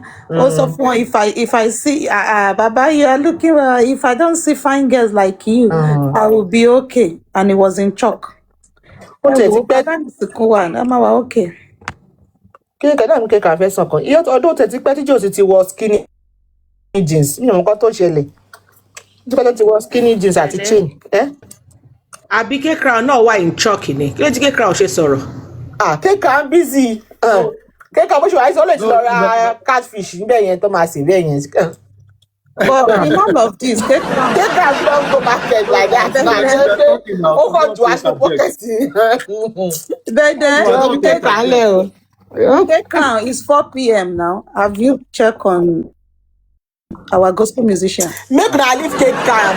Tàbí jẹ́ kí Kaycrown bẹ̀ jàre. Bí lady ẹ̀ ṣe wà yẹn tó kò bá wà careful máa wà bẹ́ẹ̀ di next month. Ẹ mọ̀ pé ọ̀rọ̀ Samsodion náà kẹ̀rẹ̀kẹ̀rẹ̀ bí Samsodion ṣe pẹ́ bẹ́ẹ̀ nìyẹn o. Ìwọ tó bá lọ mú létí ọ̀wọ́n Josie tó o bá aṣọ ọ̀rọ̀ ẹnu ẹ̀ wọ́n máa fi ẹ́ kaskọ́ọ̀sì ni sitting. Wọ́n máa fi ẹ́ kaskọ́ọ̀sì ni. These people don't care. At They all. don't give a rat's about you. At all. Wọ́n máa fi ẹ́ kaskọ́ọ̀sì ni. Don't ma move on ni. Wọ́n máa ṣe show fún ẹ. In fact, the day where I fear these people, na the day where disturbing TikTok you know, say they do show that day. They do show that day. Papa Bingo do show that day. Lati do show that day. But they must say okay. But they also honorable. They got a funny 1 day silence, yo. Kí wọ́n tẹ̀ fi ọ̀nù ẹ̀ o, na lie. In fact, they were ready to use that boy for content again. I think there is the guy's family. They want to shut it down. Wọ́n ti fẹ́ bẹ̀rẹ̀ sí máa béèrè question lọ́wọ́ ìyàwó ẹ̀. Báwo ló ṣe kú? Báwo rí bó? If you go. Bene, ọkọ mi wo TV ní àná, ó wá fẹ́ play music. Ó wá rí Lalagbon. Ó ní ìgbà ó ló play music Lalagbon. Mo ní ó ti miss àwọn tó Lalagbon ni já wọn sí pé pàdí mi ìyẹn tó sọ pé ó ní update. Ó náà fẹ́ arrest Bene, ó fẹ́ competition fẹ́ mi mo pé ìwọ church rat yìí. The guy laugh tire. Mo ní mi ti fún ní update. Mo láwọn tó lọ Lalagbon ni. mo ní tó bá dé ń sìn awakọ̀ ìgẹ́tà síbí ó ní bó ó ṣe ṣe jẹ́. and what's her name? Shoda Mike, so tí o bá padà come across. If you remember vividly, no, I told you then that I'm a waste time when mo sọ fún ẹ. Ohun la rí fa sọ yẹn. Going to court no be beans. No be wasa. No be wasa. At all. Tí lawyer bá lọ sí court, ó máa fi kọ sápò ẹ̀. Ó máa fi kọ sápò, ó máa ra recharge card fún for every sitting tó bá lọ. Ó máa sanwó appearance fee, ó tún máa sanwó transport fare gan nígbà míì. A dẹ̀ sọ fún ẹ ńgbà yẹn pé àwa máa ṣe foreign currency ni ìwọ máa ná náírà ni. Èwo lẹ̀mí ẹ̀ máa gbọ̀n.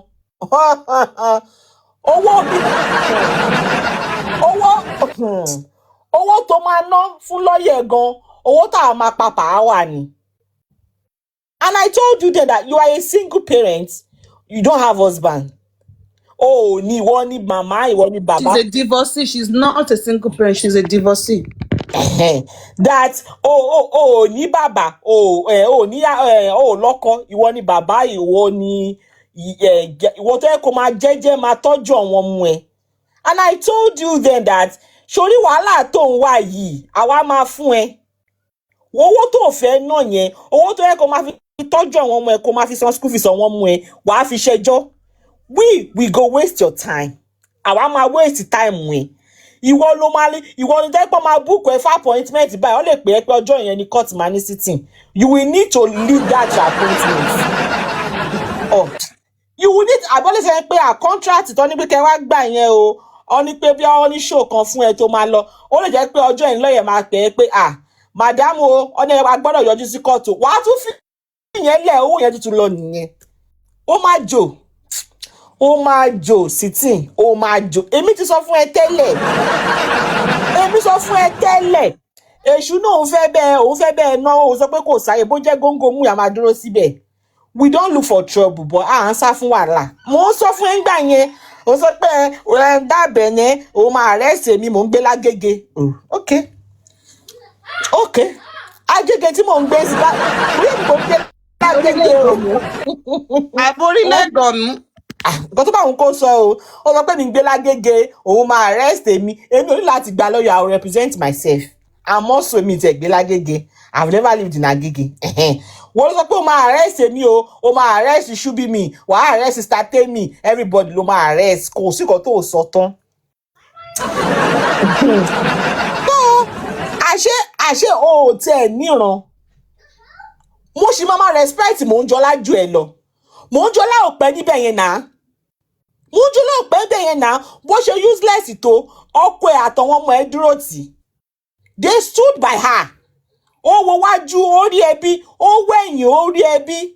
Òun kọ́ ní black sheep ni, òun ni iṣu tó ń tọwọ́ àwọn ọmọ ẹ̀ bẹ́po. Her family still stood by her. For that, she will still earn my respect. Pé òun ló kọ̀ kó ṣe, òun ló kó rí burúkú bá àwọn family ẹ̀. But her husband still stood by her. Ìwọ sọ pé ó lọ sí court. Ordinary èèyàn tó kéré jù nílé yín, ó ní kò sẹ́nibọ̀dì tó yọjú fún ẹ. But ẹ máa fọwọ́ iṣẹ́ yín, ẹ máa lọ wájà àwọn tó lọ́lá, àwọn tó ganú ayé. Tó bá wá fọwọ́ ọlá yẹn gbá yín lójú, ẹ máa pariwo justice. Ìwọ ò ṣe fọwọ́ iṣẹ́ ẹ kó fi síbi tó ń gbé. Kó pick battle ẹ, kó cut your coat according to your size. Ó mọ̀ pé o ní ìyá olóńdégbò ẹ̀yìn. O ní ogun àríyá olóńjayán. Ó wá délẹ̀ tán sí àwọn wèrè confid, they cannot even donate for you. Èló ni owó yẹn, èló ni kíni so kò anybody family ẹ tó jẹ́ civil servant tó ń sanwó tax, ní civil servant family ẹ. Èmi ti sọ tẹ́lẹ̀ pé ẹ̀yin ọmọ tó bá bí léèrè kò ní máa defame èèyàn lórí social media, kò ní ṣe, because he or she will have a name to protect. He or she will not want to drag a family reputable name in the mud. Ẹ̀yin tẹ́ ẹ bá níran, ẹ̀yin tẹ́ ẹ tí wọn bí lére, tí wọn fi ọlá tọ́, tí wọn fi owó tọ́, ẹ̀yin lẹ mọ iye orúkọ, ẹ̀yin lẹ máa wá ń ṣorí burúkú yín lórí social media. If you are from a reputable family, o máa forí ẹ̀ pamọ́. You will be careful on the things you do on social media, because it will have a way of coming back to your family. But ẹ̀yin tí wọ́n ti tó yẹ pé tó bá fi orúkọ family yín gan sí orí ChatGPT gan àbí wọ́n lọ fi sí National Population Commission gan kò lè gbé jáde. Wọ́n lè béèrè family yín gan, orúkọ family yín gan ní street tẹ́ ẹ̀ ń gbé gan, àwọn èèyàn gan máa ní pé who be that ni, because kò sẹ́ni tó mọ̀ yín. Ẹ̀yin lẹ máa wá sórí social media, lẹ máa ṣe orí burúkú, lẹ máa ṣe ránù, lẹ máa ṣe nonsense. Ṣé èmi ni máa ṣe nǹkan sí ni? Kọ́ má pe surname mi gan ni. People that know, they will know me. If you are a Lagosian, if I call my family name, you will know. But you know, burúkú tẹ́ ẹ̀ níran ẹ̀ tẹ́ ẹ̀ ríyàn bí yín ni, ẹ̀yin lẹ máa wá sórí social media lẹ máa ṣe nonsense. Ibi tó máa jẹ́ra sí ló wà yẹn o. Tó bá ti yá kan fi, wọ́n á lọ wá bọ́ ṣe máa gbẹ̀ ẹ́ lẹ̀. Wọ́n lọ wá bọ́ ṣe máa gbẹ̀ ẹ́ lẹ̀ o. Àbí? Olórí burúkú wèrè spicy goat yẹn ń gbà yẹn tó máa lọ gbé picture wọn mú ẹ̀ tó máa lọ gbé RIP sí láì ṣe Liam. You will welcome her on your page. You will be fanning her. You will be doing her because owó tó ń fún ẹ, wọ́n fún ẹ lówó, wọ́n fún ẹ ní gèwédú. Ó bẹ̀rẹ̀ sí lẹ rojú, ó bẹ̀rẹ̀ sí lẹ sponge frontal. Mo rò pé kí ni gbogbo ilé, ó géwo gangan ló ta lé ẹ lágo mélòó. Ó bẹ̀rẹ̀ sí tìǹtì irun ẹ, ó bẹ̀rẹ̀ sí la bẹ̀bẹ̀ sójú mo ní. Hey! J4M ti dé. Spicy goat mo lọ sórí platform ẹ̀ báyìí. Bó ṣe máa jábọ́ lọ́ máa hé. Bó ṣe máa jábọ́ lọ́ máa hé. Kọfí náà máa lọ síbẹ̀. Gbogbo Tóyọ̀sí yẹn náà, ẹlẹ́nu dípẹ̀tẹ̀ yẹn náà máa lọ síbẹ̀. Ọmọ tó dàbí ọmọ tó gbélùkúdì mi yẹn. Òun náà máa lọ síbẹ̀, á lọ jókòó síbẹ̀. Á lọ jókòó síbẹ̀. Gbogbo ẹdẹ tọ́sìn, ta ló rí? Even if they are not in Nigeria, they could have sent maybe their family members who live in Nigeria to even go and give you moral support. If they truly care about you, at least they still have relatives back home that they can say, "Ẹjọ́ ẹ má bínú àǹtí mi o, àbùrọ̀dá mi ẹjọ́, mo ní ọ̀rẹ́ mi kan tó máa lọ sí court lọ́jọ́ báyìí ẹjọ́, ṣé lè bá mi yọjú sí? Ṣé lè bá mi yọjú sí? Màá sanwó transport yín, màá sanwó Uber yín ẹjọ́ nítorí Ọlọ́run. Ẹ kò bá mi dúró tì ní, kó má kọ̀ dá wà bẹ́ẹ̀ ni. Kò sí anybody tó ṣe anything fún ẹ, because at the end of it all, this J4M, every man for himself ni. Every man for himself ni. Ẹrù tó bá dì, you go carry am by yourself. Nobody go carry am for you. And they don't even like you anyway. Oto mo já fún ẹ, in fact mo gé fún ẹ. Àwọn team Josie go like it, they can't stand you. They can't stand you. They were just tolerating you because they know that it's your platform that they can come and vomit their venom. It's not as if they give a rat ass about you. They don't like you. Josie torí pé wọ́n fẹ́ gbé ẹ, kò lè lọ fara rọ́bọ̀ fún ẹ àbí kó dúró síwájú ọlọ́pàá pé ẹ lè gbé ṣe máa gbé mi àti ẹ ni. Ó wá sá sínú mọ́tò, ó bẹ̀rẹ̀ sí give situation report. Kò lè ní tókè o, ibo ló ń lọ ànájọ máa débẹ̀ ni. Josie sá sínú mọ́tò ni, ó bẹ̀rẹ̀ sí give one situation report. Ó sọ̀rọ̀ ẹ̀dí TVC. Nínú ló wà yín o, kò kàn wá o. Gbàtàrífà náà lọ sí ilé ńlá àti kìíní ọ̀dà lọ ni. Kaycrown, na so we see am o. Ṣé the place na Ilela again? Ilela ló ń pè o, White House. Ilé ńlá ni o, or White House. You know, Kaycrown, see, being in custody no be beans o. I talk this thing for my platform, say I go bail somebody, person wey I know, na my popsi tenant. Mo débẹ̀ mo tún béèrè lọ́wọ́ ọlọ́pàá sí pé àní ọ̀tọ̀ lẹ́ni tí mo fẹ́ wá bẹ́ẹ̀lì sẹ́. Àwọn náà sọ pé madam, ṣé you go bail am àbí you no go bail am? Mo kò return her. Because I couldn't even recognize the man anymore. And the man only spent 2 days behind the bar. Man yẹn ti jò gbogbo ju ẹ̀ ti kó wọnú. It's when you are in captivity that you would appreciate your freedom. But no. In fact, The mistake Shodarat did was he thought she was going to be remanded in Songo police station, where she bench one police constable. Yeah, number one. And number two, I was younger when Orlando, you know how big Orlando was then. Wọ́n fi jù sálágbọ̀n, ó bọ́ta ó wá kọrin pé òun ojú mi rí lálágbọ̀n bí mo dé lọ. Àìmọye officers lálágbọ̀n. Àìmọye gospel musician lálágbọ̀n. Àǹtí Ayọ̀ lálágbọ̀n. Èho Orlando ọ̀wọ̀, ìgẹ́ta síbí ó ní bó ṣe jẹ́. ohun tó ṣẹlẹ̀.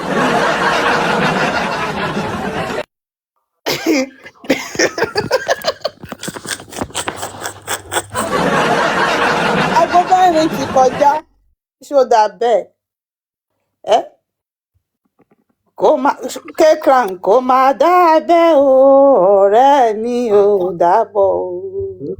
òun ló pè fúnra rẹ̀. You deserted your manager. Wọ́n ní kí n get out of here. Ẹ̀wọ̀n táwọn. Kaycrown, in fact, make you no see food shop. The fact say you dey free, you fit waka go anywhere. You fit stand up now and say that one alone gan lásán. But ibẹ̀ yẹn na ibẹ̀ ló máa tọ̀ sí, ibẹ̀ ló get marry story so tó bá jáde. Kódà gan ó máa release album gan tó máa ṣe documentary fún wa. Nǹkan tó jẹ́ it's not that she will appreciate her freedom. She will appreciate it more. Sometimes it's good people go and test some things so that they can appreciate what they have. Wàá lọ síbẹ̀. Ó mọ̀ pé àwọn tó bá ń di justice ó mọ̀ pé wọ́n mọ̀ ṣe. Àwọn tó wà ń bẹ̀ ìwọ ló mọ̀ ṣe. Ìwọ lẹ́nu ẹ gbó dáadáa. Ìwọ ló ní information. And the sickening part of it is that Kaycrown, this girl no even know about this case. She dey clueless. Oh, mama argue gbà mí. Mama okay, wetin this girl dey talk? She's not even making any sense.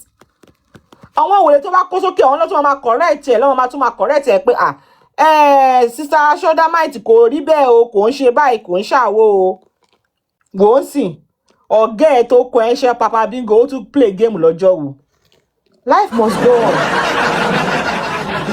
Life must go on. Nobody will wait for anybody. Life must go on. As sad as maybe. In fact, téèyàn bá kú lẹ́ni, 6 months, 3 months, people have moved on. That's just it. Life must go on. Oh, now you go, all my yare and brain. No. Nobody go wait for anybody. Because Shodamite dey there, make we no do show, they play. Àwọn tán ní pé ẹ jẹ́ ká dáwọ́ fún ọ̀hún náà lọ́tún máa castigate ẹ̀ wọ́n máa gbé ọ̀tún máa dáwọ́ fún nígbà tó ń ṣe wọ́n rí. But to be fair on what's this guy's name? Papriano want that girl. Papriano see me by you. I don't fit stand that guy. The guy irritates me, but we'll say the truth. When we see the truth, we should say it the way it is.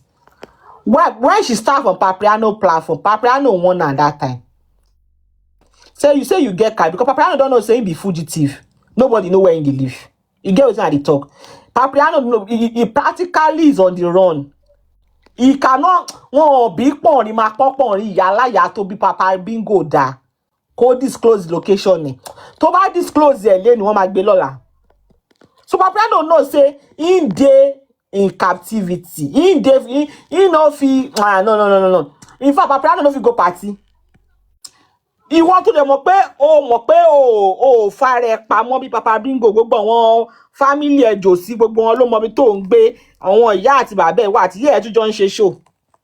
Papa náà dé wá sọ pé tẹ́ jẹ́jẹ́ o èmi gan mi lò ju 1 year lọ létí mo bá rent 6 months mo ti kó kúrò ńbẹ̀ torí mo sá kiri ni. Ìwọ ẹnu ẹ wá ṣe kíní. In fact this lady wouldn't see. I remember she did one show Papa Brianna like okay why don't you just face your singing whatever that she too she's like an artist like her that she should just face her career, build her career. She should not get too deep into this Mohbad case whether she will be standing up or speaking for Josie. I remember that day bí wọ́n ṣe ń bọ̀ lọ́wọ́ ló ń borùka bó ṣe sorry not say this TikTok they go whine you but make you no panic o. People wey dey come listen to the way they go take whine you you will think maybe you are on top of the world before you no, wabes in jabo. So Papriano, to be fair on his part, he actually won that lady. He did. In fact, wouldn't himself warned her. I think I also wonder. Yeah, you said you did now. Kaycrown, you did as well. But she not here now. She was not even. There was a time she was not even. She blocked. She muted me on her platform one time like that. When I was trying to warn her. even when we met that first time we met, I wonder. That was when she came to a platform which day when she was saying it, that she said me, I told her not to talk about justice again. I told her, I wonder. I said, don't mix it with your career. If you want to push your, that was the day when we were talking. When she asked me that when I came, we talked about business fitting. It's a lie. She was eager to tell me a lot of things, and she was talking blah blah blah. Amy, I know that in jail for anything can happen at any time. So I kept quiet. I wonder. I told her, say, this is what they do. Hey, then you know, I guess she was just, she was. I don't want to use the word carried away. She was just like the praise of Baba Mohbad. He has, because she knows him and she has sang with him and all of those things. She allowed that to get over her. And started talking blah blah blah blah blah. They say when she got to the Kirikiri, say, Black Maria Sha. They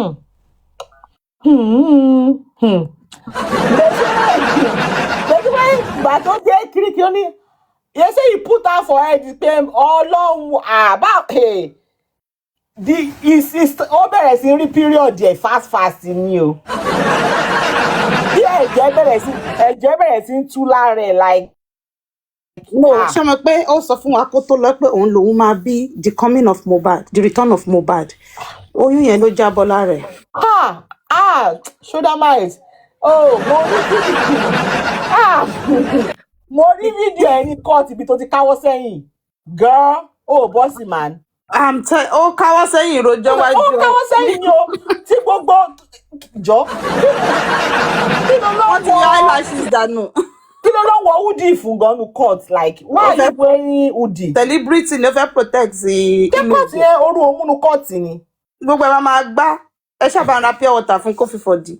Àwọn ò pé shoulder mic ṣé wọn náà lè lé o jù báyìí lọ like is this like man. Anyway, to me, this is self-inflicted. It's self-inflicted, honestly, because this girl said it's just a civil case. When we get to adájọ́ kan bèrè lọ́wọ́ mi ni, ṣé ó bú mi. Adájọ́ kan dẹjọ́ nù ni, ṣé mi sanwó ni tádájọ́ fi dànù. Did you read Pacesetter? As you are talking about Black Maria, there is one of the titles of Pacesetter that somebody went inside Black Maria. Wọ́n máa yọjú bí eku báyìí nínú.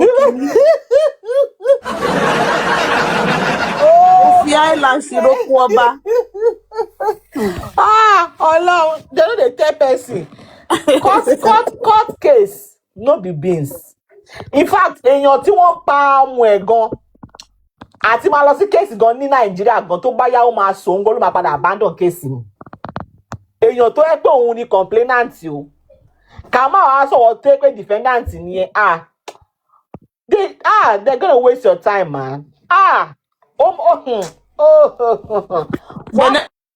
ṣe ń ka kíní yẹn níjọ́ yẹn that you Damilola Titilayo Shoyemi of 19 Kiniko Street at Songwater on the 15th of June have maligned a minor called Liam Aloba. Only I'm not guilty. How did you plead not guilty? That you, Damilola Shoyemi, on the 17th of October 2025 has been accused of doing blah blah blah blah blah blah. How did you plead not guilty? You know that hollow scare you feel in your abdomen. That's fear. Ìwọ olófẹ́ ṣẹjọ́ tó ní èèyàn. Wọ́n ọ̀jẹ̀ don't be silly ya. Mayor, let me quickly chip in. Thank you. Do you know that she has the amount of damage she has done to herself? She thinks like it's just going to the court, aside from the court case, there won't be any other consequences. For her to travel out will be very difficult. And if she eventually travels out, whichever country she goes to, it will be very difficult for her to get a decent job. Because imagine part of her crime is bullying a minor, giving death threats to a minor. Which country, which institution will want to employ such a person? That girl, she doesn't know the harm she has caused to herself. Oh. If it's not like it's Nigeria is just so underdeveloped that, you know, all these things don't even show up in your data. They don't even bother to look at your data. If she goes out of Nigeria like this, it will be very difficult for her to do a very decent job. Threatening a minor that you want to buy a minor, you want to buy somebody, like, she has really done a huge damage to herself. And I really don't feel sorry for her because she had it coming. A lot of people warned her. Both from Josie's side, both from Wumi's side, they warned her. She didn't listen. She be travel out as how. Yes, it will be very difficult for her to, except maybe she wants to go to Benin Republic. You dey fall my hand. Who person we never see when mama dey beg 20, I be 200 naira. How she won't take comot? There's nothing God cannot do. Price o, èèyàn tó lè lọ sí tọ́lọ́wọ̀n ò lè ṣe ẹ jẹ́ ká ṣe ló. Kò lè lásìkò tọ́dún bẹ́ẹ̀ Kò lè travel. Mo rò ó pin. Kò lè travel. Kò lè lọ Badagry. Moving train. No embassy go won't even give her visa. She don't get money for visa. Even if she get the money safe, no embassy, I dey tell you. Embassy where be say any small thing like this that they use for they find a small opportunity to deny you. Coco Berry, I say you dey overrate this girl. She no get she no get passport.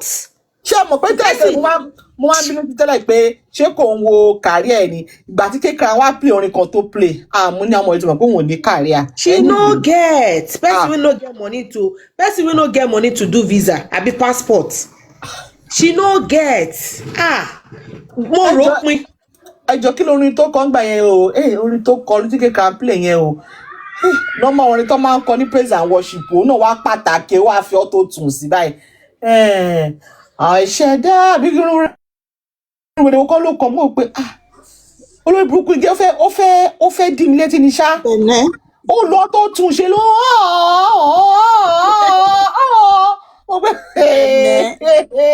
what she thought was, in all honesty, you know, a lot of Nigerians are very self-righteous, and she believes she's the assistant of Jesus Christ. So she felt when they take her in the prison, they're going to, she will start singing, Paul and Silas, fire, Silas, they prayed after praying, they sang. The Holy Ghost came down. Ẹ lọ sí péjì kaycrown sẹ kí ni tó fi wà ní studio ó wọ kíní báyìí tó tètè tó lo lip gloss tó fún dusty powder sójú lọ́dún ó bá fà á bá ti pé bàbá àwọn orin náà normal orin tó máa ń kọ ní. He felt tó bá the Lord that deliver Paul and Silas. The Lord that deliver Paul and Silas. The Lord that deliver Paul and Silas. He will surely deliver me. Tó ti fi pé tí òru bá dé ilẹ̀kùn ẹ̀wọ̀n máa ṣí. Kaycrown abeg play us that song na ká tiẹ̀ jó sí orin. No, we are not. Morena,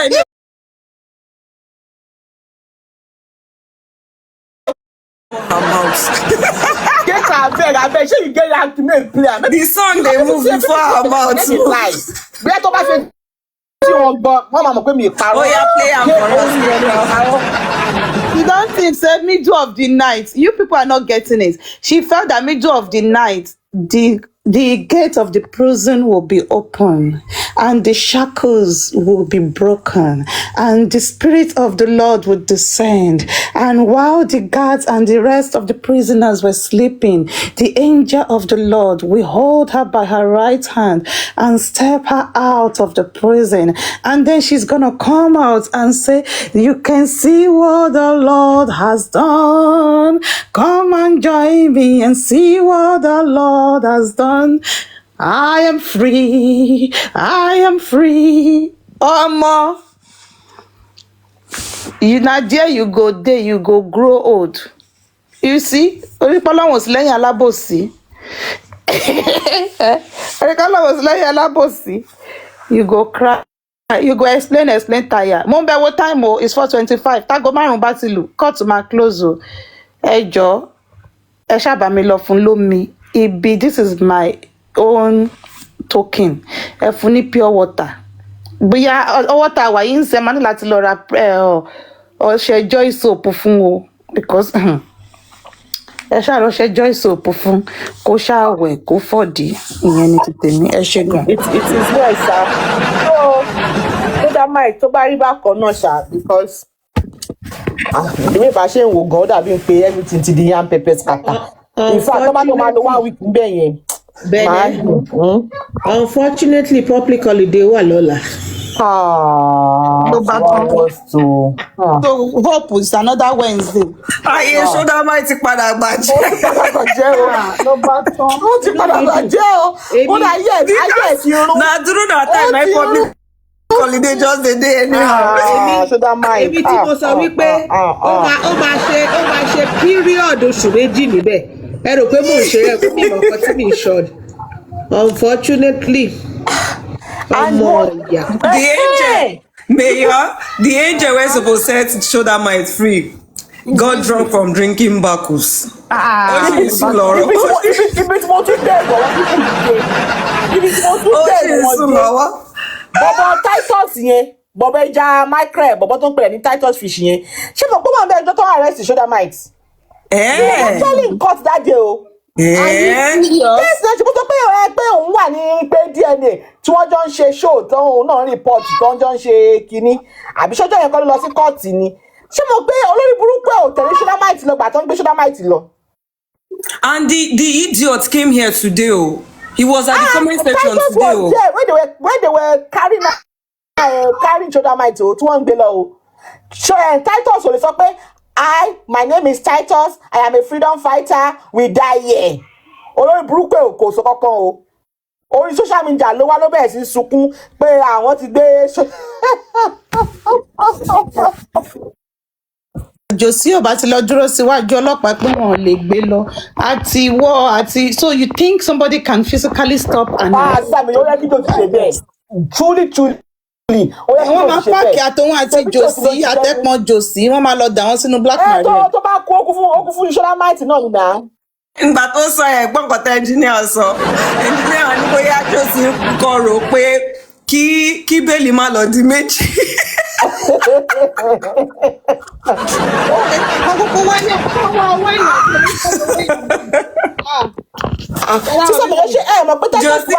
Josie tó lè gbà búlẹ́tì fún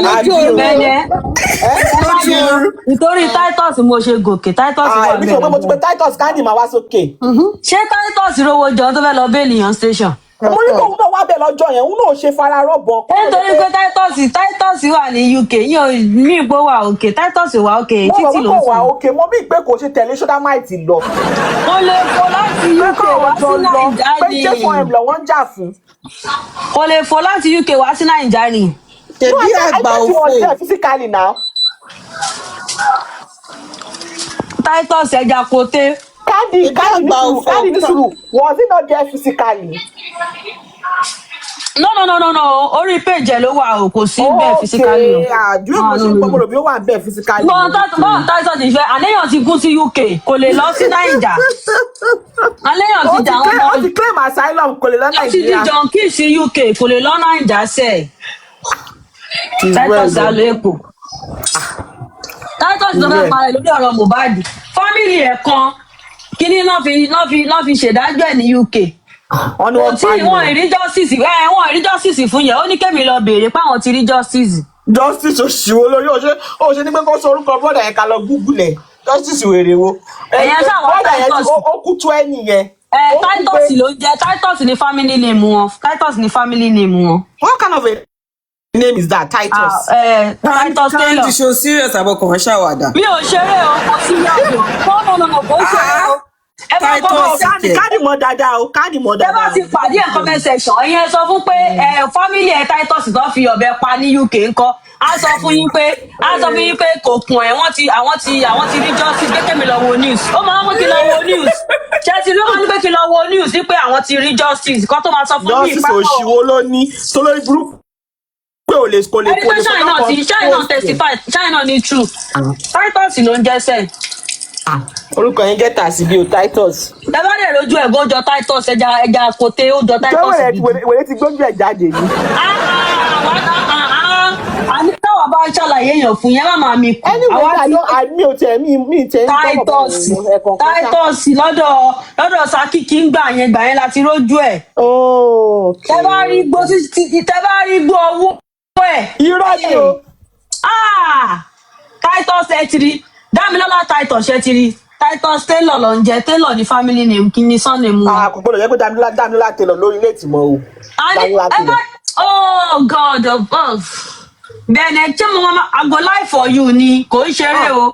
Dámilọ́lá Taylor máa ti rí justice dàárọ̀ yìí.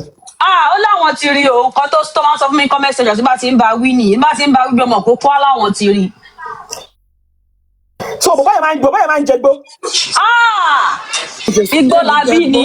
Tí ò ní parọ́ tí ò ní dọ́kọ̀. Mo ní John kí léèyàn tẹ́ bá rí lùkù ẹ̀ John mo ní John kí léèyàn èmi tí mo sọ fún mi pé John kí léèyàn.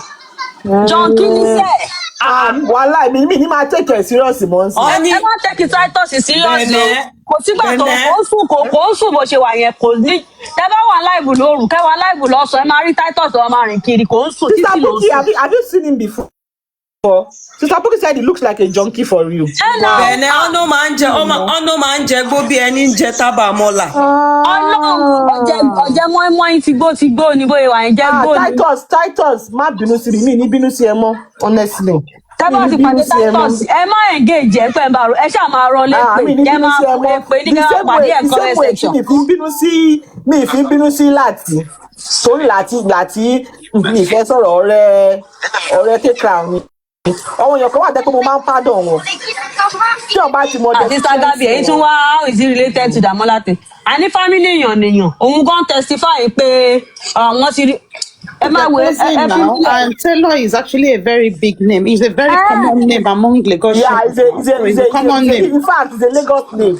Yeah, it's a Lagos name. There are some names that. Tó wáyé pé mo parọ́ ẹ̀yin ẹ pàdé nǹkan comment section kẹ́kọ̀ọ́ fún. Kò deny ẹ̀ rí o, Candy man confront ẹ̀. Kò deny ẹ̀ rí sọ. Kó ṣì lọ Candy we don't see justice ó lọ ṣì. No, Damilọ́lá Taylor kò tí ì justice o. Mi ò tí ì justice as of today kò tí ì rí. If it's there, mo mọ̀ pé kò ń deny it, but I don't know, maybe it's Damilọ́lá Taylor, maybe somebody else, like I don't know. Ó dà pé ó ti post ẹ̀rí gan nígbà kan bóyá ó lọ sí kóòtù ni o bóyá ńgbà tí gáà yẹn kú ni o. Ó dà pé ó ti post ẹ̀rí sórí page ẹ̀ gan gbà kan. Bí Candy bí ọmọ kékeré lọmọ ẹni tó pẹ ní Damilọ́lá Taylor ọmọ kékeré ni o. Àbúrò lẹni yẹn jẹ́ sí i. Òun ti gbó sí àníyàn ti gbó. Ó ti gbó mọ́lé. But Candy you get in picture kí tẹ̀ lọ wò like. Ó ti pẹ́. Mi mọ̀ pé John kí ni o. Ó ti pẹ́. Mi ò wá wo profile tó ń lò sí. Kó máa jẹ́ pé picture ẹ̀ ń gbà tó kọ́kọ́ ti ń bọ̀ láti tó ti ń bọ̀ gbà tó yìí ṣe kékeré. Bóyá òun ló lò ní DPC. So máa ń jẹ gbó. Igbó labí ni Titus. Ọ̀dọ̀ Sakiki láti máa ń fà ń gbà yín mo ti rí picture ọ̀dọ̀ Sakiki. Èèyàn tẹ́mi mọ̀ dáadáa èèyàn tí mo tún dislike ni bọ̀bọ̀ tó ń pè ní kíní kan king of the south àbí king of the north bọ̀bọ̀ Ghana wèé tó wọ́n máa. Iye ọmọ kì í ṣe ọmọ Nàìjíríà king of the south and the west. Bí àwọn ọmọ ṣáwọn ọmọ Liberia kan ni àbí mi ìrántí ìlú tíyẹn ti wá tíyẹn máa wí kòtòkòtò káàkiri. And you will me now say, we say Kaycrown, you are not being fair. You are not being fair in this situation. You know, I can give you the evidence where VDM said VDM náà ni gbogbo ẹ̀. 11. VDM náà ni gbogbo ẹ̀. VDM tó wà clueless. And I have another evidence when Adura said it's nobody saw her brother on the 11th. So abagbesi how pe wele Okay, ó ní pé Dámilá Taylor ti wò ókè pé àwọn tó pa ti wà committed. Okay. Good for title. Ọlọ́run abájọ tó ṣe kára mọ́ justice Mohbad. Ọlọ́run bẹ yanjú ẹ o. Good for Titus nígbà yẹn o. Good for Titus. Ojú wa ti rí lórí J4M yìí o. Ojú wa ti rí. Mo rántí ayé ìgbà wọn Liberia. Àwọn DNA, what is DNA? No. Man. No, when a husband DNA. When a husband now asks for you now go and Lọ́bẹ̀ tàbí kí ló ń jẹ? Lọ́bẹ̀ tàbí kí ló ń jẹ? Ó dàgbọ́ lọ́bẹ̀ ni. Ó wà lórí péjì mi. DNA is husband, fingerprint. When your husband take the When the husband is the mice, DNA is the fingerprint. DNA is no. Ojú wa ti rí. Queen Shine Alpha na. Queen Shine Alpha. Papiano Nemesis. How you dey? Àbí ọjọ́ Anity first day tí mo máa kọ́kọ́ gbọ́ voice Adédoyin, she came up onto the platform with all boldness, with all sense of air around her. And they said an ex-carpet asked her, what is inside? And she said, when somebody buy at home. That is that thing that ẹni tó kàwé nìyẹn o. Ẹni tó kàwé. Èmi tí mi ò lọ sùkúù ìgan wọn ò lè sọ pé torí pé èèyàn kú sínú ilé ni mo mú ṣáì. Bẹ́ẹ̀ni, mo mu smoothie ní staff room, ó dẹ̀ fọ́n káàkiri. Imagine. Inú ti bí mi, imagine you not having to be cleaning the walls because you can't move. I was like, what? Adédoyin ti ṣe báyìí. Excuse me, ma'am. Excuse me, ma'am. Excuse me, ma'am. Ma'am. Can I talk, please? Let me talk. I want to make a phone call now. I'm coming back. Every day ló máa ní pé òun wà ní ọ̀rì. I just I'm rushing now. Ẹ má dá lóhùn. 2 seconds. All right. Let me quickly make a phone call. Tó bá sọ padà I just make a phone call now. I just confirmed it. Àná tó wá ń bèrè, ìbólọ́sẹ̀ tí ń bèrè pé can they show where they pay the bride price? A video or a picture? Ọ̀dọ̀ Kaycrown náà ni. Ọ̀dọ̀ Kaycrown ni lánàá. Apá mi dẹ̀ mo sọ pé ìwọ náà máa gbà wá kẹ́ ẹ. Ẹ̀wọ̀n Adédoyin lẹ̀ o. Adédoyin is living in a different universe o. Kíní ti wọlé náà ń sìn, Richie náà ti wọlé ń sìn. Àwọn tún jẹ́ Richie ọlọ́pọlọ lílọ hermaphrodite. Bàbá Richie go through a lot jà. Àwọn náà ní Kaycrown máa nìyẹn. Ẹ sílẹ̀ o, pàdé Kaycrown ni o. Ibi tá ti lè fẹ́ pọn wọ́n yàtọ̀ sí bí a lè fẹ́ pọn wọ́n bí. Okay. Ẹ fi Daddy Richie lẹ̀ o. Daddy Richie wá kí Kaycrown. Daddy Richie, no vex for now. When I go to my house, I can say whatever I like, but this is Kaycrown's house. But you know how it is. Ẹ fi Daddy Richie lẹ̀. Daddy Richie, I don't leave you, Daddy Richie. Daddy Richie lẹ̀. Daddy Richie lẹ̀ mi ìfalẹ́pọ̀ mọ́. Okay. Daddy Richie. Ó tiẹ̀ ní wèrè kan tí mo rí ń bí. Wèrè á lóhùn ọmọ ọlọ́yà. Àtúndì ọmọ ọlọ́yà. Mo kẹ́ máa ṣe náà kọ́sítọ́mà mi. Bí wọ́n ṣe ń ṣe iṣẹ́ òkú lọ́jọ́ kan bó ṣe wá ń kọ́mẹ́ǹtì nìyẹn. Sam Jojo bẹ̀rẹ̀ Ọlọ́run mo ló lórí ibùkún ọmọ ọlọ́yà nìyẹn. Ìwọ ọmọ ọlọ́yà tọpọlọ ẹ ti lọ ó ti àwọn kinní ni àwọn kọ́gùn àwọn ọ̀dọ́ jókèmù ní ilé di. Ó lọ́mọ ọlọ́yà lọ́wọ́ ọpọlọ ẹ dẹ̀ lọ. Ṣebí Kudi ẹni sùúrù, ṣebí Kudi ex adopted mother Kaycrown. Ṣebí gbà ẹ̀ náà lọ́mọ lọ́yà ni bàbá òun lòun ó ní bàbá òun lọ́yà Yéṣùfù. Ó wá bí auxiliary lawyer. Lọ́yà Ayílála. Lọ́yà Ayílála bí auxiliary lawyer. Ọmọ mi dúpọ̀ sí gan ọmọọṣẹ́ ju Kudi lọ. Mọ̀ọ́dúnsì mọ̀ ọlọ́ọ̀jù lọ. ṣé kaycrown tiẹ̀ ti gbẹ́sẹ̀ lọ́rùn Kudi ni ṣebí kaycrown analyse Kudi tẹ́lẹ̀. àwa la divert kaycrown ó yẹ kó gbà tí lọ́ọ̀yà dé ni lọ́ọ̀yà ló wà. lọ́yà tó ń ṣe tó bímọ títí ẹ̀ tó ń ṣépè fáwọn ọmọ ọlọ́mọ inú àwọn àdúrà máa gbá wọn mi ò mọ nǹkan tó ń ka lára nu tó fi ń gbá àwọn ọmọ ọlọ́mọ ṣé o fẹ́ láwọn ọmọ Mohbad ni ló ṣe fẹ́ tó fẹ́ láwọn ọmọ Mohbad. Káàdì mo gbọ́ submission tó ṣe fún Kudi yẹn. Well done, ó enter. Àní mo pàdé iṣu ẹ̀ ni mo ṣe gòkè wá ń pé àbáyé Kudi fẹ́ bá mi àbáyé Kudi fẹ́ ta ni. Ó enter. Kudi gan ibùjà Kudi ibù tàwọn tó ń ṣe ṣòro lójoojúmọ́ lọ Kudi ibù ni Kudi.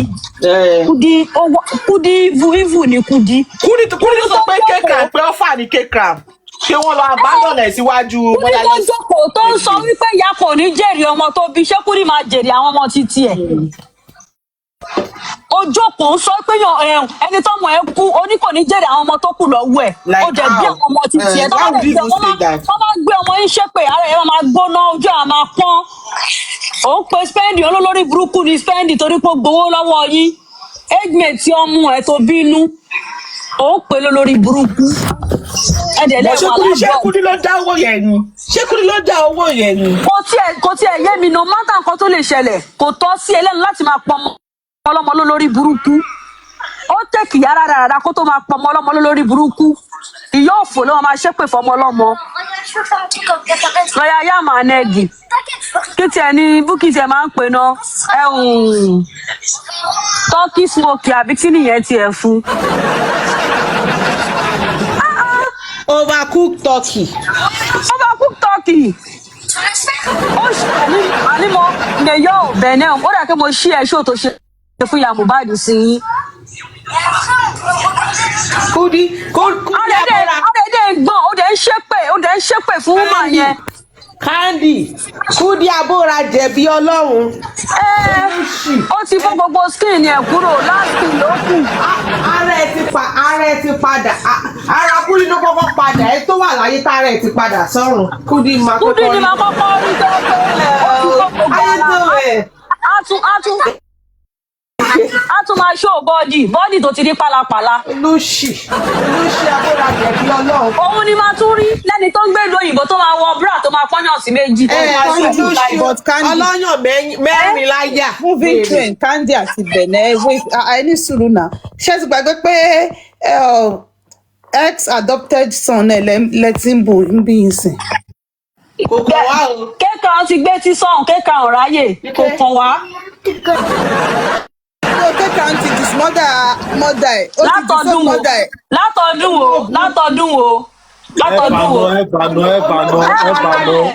Kaycrown gbáàdì jáde ó ní ká fa Kudi já. Kudi Dọlápọ̀ Àdùnní alówó ńlé yọyín ọmọ ìyá afọ́jú lọ́nà ti pọ̀ ní ìyá. Òun Kudi owó. Kudi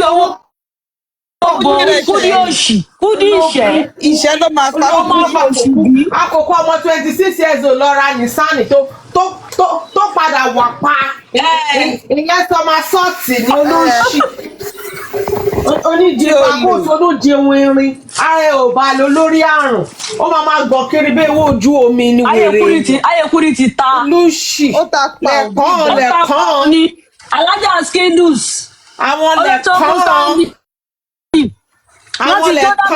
wọ́n ti fi kékeré wọn jọ́dá lẹ́yìn eléré. Ẹ má dá mi lóhùn. 50 years lọ ti gbóyún. Kaycrown kí ló ṣẹlẹ̀ báyìí auxiliary lawyer yam and egg àbí bread and egg bread àtẹjanú agolo yam and egg. Àti yunifásitì àti secondary school ló ti ń ṣolóṣó. Òun sùn ni tó o bá ṣe pé òun sún wọn orí òun náà ò bá ti gbà bọ̀dé bí ìmọ̀ nǹkan tó rí ẹ̀ dúró ṣe láyé. Ilé tó rí ò ṣe gbà bọ̀dé. Ìmọ̀ nǹkan tó rí ẹ̀ dúró ṣe láyé. Lórí ọmọ sí lọ́wọ́. Ó dẹ̀ ń ṣépè fáwọn ọmọ ọlọ́mọ inú ẹ̀ dẹ̀ ń dùn ó dẹ̀ ń ṣẹ́ èpè. Olóṣì òun ló kọ́kọ́ wá káàsì bàbá Mohbad pé ó ní 5 sọ̀mù ní bàbá Mohbad. Ó fẹ́ tó bàbá Mohbad ló fẹ́ jẹ bàbá Mohbad náà ló ṣe máa ń bújà Mohbad.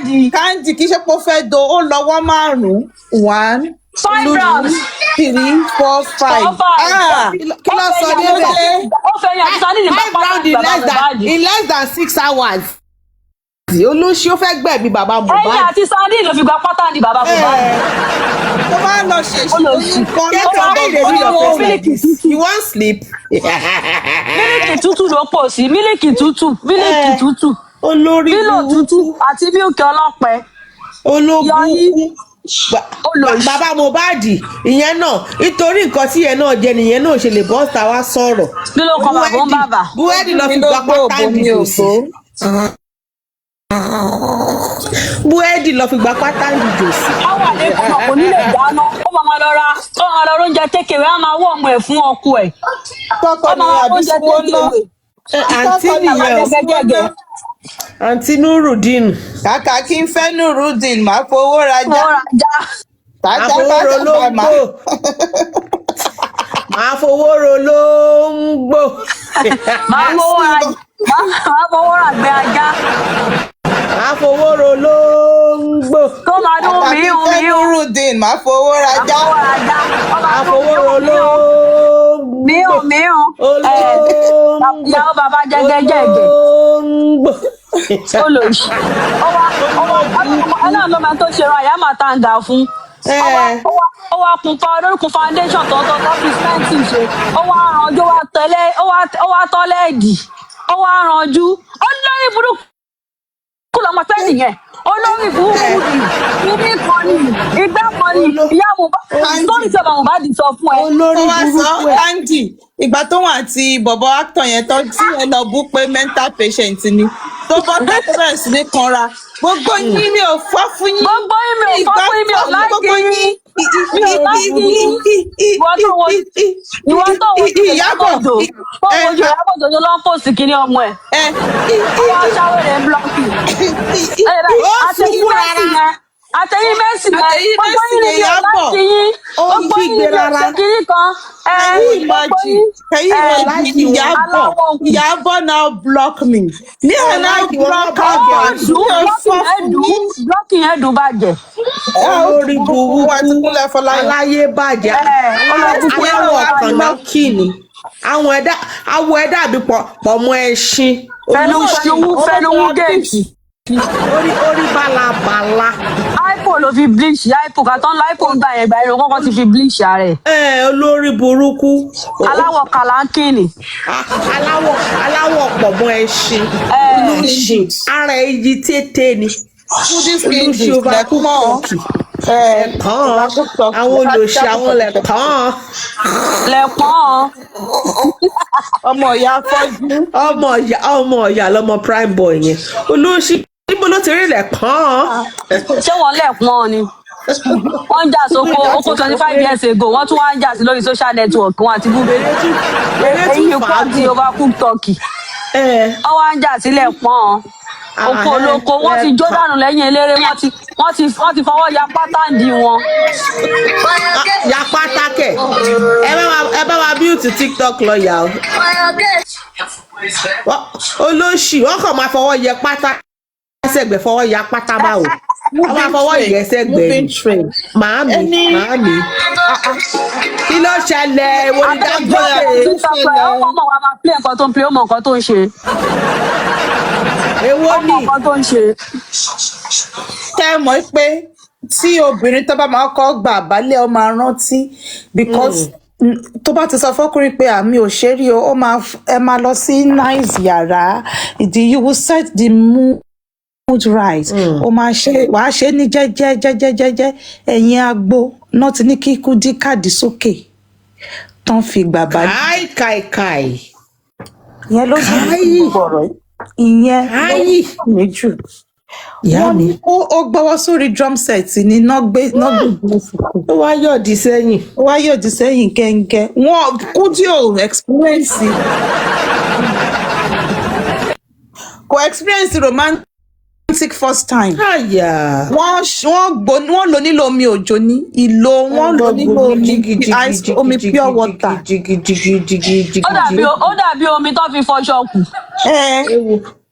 ìyẹn wá lò tán ó tún wá ní káwọn ọmọ lẹ́yìn lẹ́gbẹ̀ẹ́ ẹ̀ kan tó wá sanwó sí kan tó ṣe gbọmọ lọ́wọ́ ẹ̀ nìyẹn. àwọn ọmọ lẹ́yìn ẹ̀dẹ̀kẹ̀rẹ̀ àbárá òṣèlú máa fún díẹ̀. ọlọ́run gbàgbà ní kanra ló máa ń bá ti fa gbótọ́ tí wọ́n olóṣì gbèdì wá bí. kó ṣìbọ́ bí kó ṣìbọ́ bí. ló dọ́ọ̀bù bá bí mòró èèwọ̀ ta ló wájà ta ló wájà.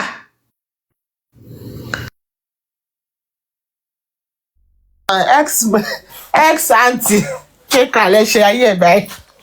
ex aunty kéka dé look away. Kò dá báyìí o. ká moderator ló drop àwọn tó drop yẹn. former aunty kéka lẹ́yìn ṣe bẹ́ẹ̀ yẹn. She's well. Moderator wo ló drop bí láì gba permission láti drop. Olùsíjọ́ tó ṣe ṣòfò kéka báyìí ló ran ojú ló ran. Sister Temi ni. Ṣé mo fi wọ́n ní kéka pé Sister Temi jẹ́ lọ fún moderator yìí? Wọ́n máa dá ẹ̀kọ́ lẹ̀ o. Èmi ti rí future. Sister Temi. Kéka èmi gan tí mo ní moderator ṣe Sister Temi mi ò lè drop yàn mi ò lè mute yàn. Wọ́n gbé gbogbo absolute power mi ò lè drop mi ò lè mute. vice president power náà gbé lọ́wọ́ Sister Temi. Ọlọ́run. Bí Mr. Patano Femi Canada báwọn náà ṣe máa ń show power ní ọ̀dọ̀ Sátìmí náà nìyẹn. Kíláàtì ìsọ creator Kíláàtì ìsọ ṣàtì ìbútó ni. àti ìsọ kankan àtẹ̀jẹ̀ bẹ́ẹ̀ Èmi ò bá wọn ni.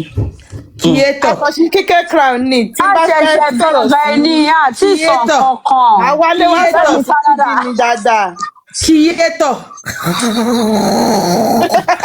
Kíyétọ̀. Ṣé fẹ́ dá wa padà ní kí ló ṣẹlẹ̀ gọ̀gọ̀ ṣé ká má sọ̀rọ̀ ni? Kí la wá wọ́n tí ní ì ká sọ? máa bọ̀ nílé pé ó ti tó àti bá kékeré ń ṣeré àìsọ tó.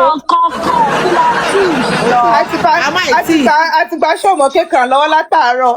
àìsọ kankan. Ká má dáná sun K-Crown so torí ẹ ti mọ̀ ní Auxiliary K-Crown. nurse yàmà nẹ́gì la ṣẹ̀ṣẹ̀ fẹ́ kọ́ àtẹ̀ṣe súná fún ni. aláwọ̀ kàlákìnì. Tọ́fọ̀rọ̀ lé dànú lílìṣàn. Ọmọ àlè. Ọmọ àtòkò wa balẹ̀ jẹ́ alára kékeré mo máa. wo èmi ṣé mo pé àwọn woman bìbí kan máa ṣe ṣó fún Kudi onítí Kudi bá tún sọ̀rọ̀ ìyá Mohbad gbọ́ máa ṣe sága fún o ẹni wọn pé àwọn bìbí yẹn wọn ń gbọ́gbọ́ kan mo Kudi mukore ata sí ẹlẹ́tí orí Facebook mo ti rí nígbà yẹn wọn náà máa ṣe sága fún ẹ o ti lọ dẹ́ yẹn o Sami yá àgbọ̀yìn o. Mami mo rọ àgbọ̀yìn o. Ta ló change speaker Mayor? Olódo Yorùbá ò mọ̀ sọ pidgin English báàbù òyìnbó ìyẹn ti fara kọ́ ó dẹ̀ pé ẹbí lọ́yà.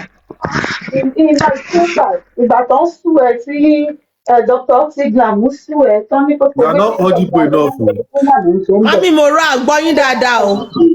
Bóyá ẹ drop one kẹ́ to pick one up again.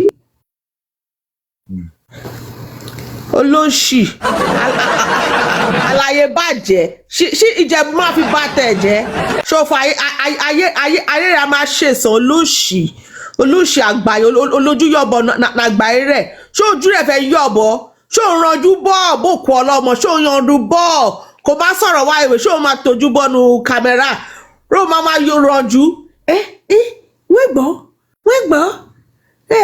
èmi kọ́ mọ́ sá o aláyé bàjẹ́ olóṣì ó yá mami mò rójàre aláràkà ṣọ́ọ̀fọ̀rọ̀ nẹ nílìṣàn ṣọ́ọ̀fọ̀rọ̀ lé bàbá rẹ̀ tó ń tíyé rẹ̀ tó ń tí dédé bí wọn ṣọ́ọ̀ lé wọn nílìṣàn èèyàn aláràkà dédé yẹn olóṣì ṣó ń dàbí òun rán máa fi ṣètùtù kọ́ ọ̀fẹ́ ṣètùtù kẹ́ ẹbọ lè gbà lè gbà olùsì ìwọ kọjá yẹ kó tún búyà Mohbad olójú yọ̀bọ ṣé dédé ṣan ojú rẹ ṣó má dìbò èyí máa yọ kalẹ̀ yẹn olùsì Kudi ni sísá mi.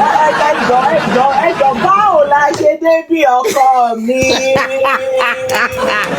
báwo la ṣe débi.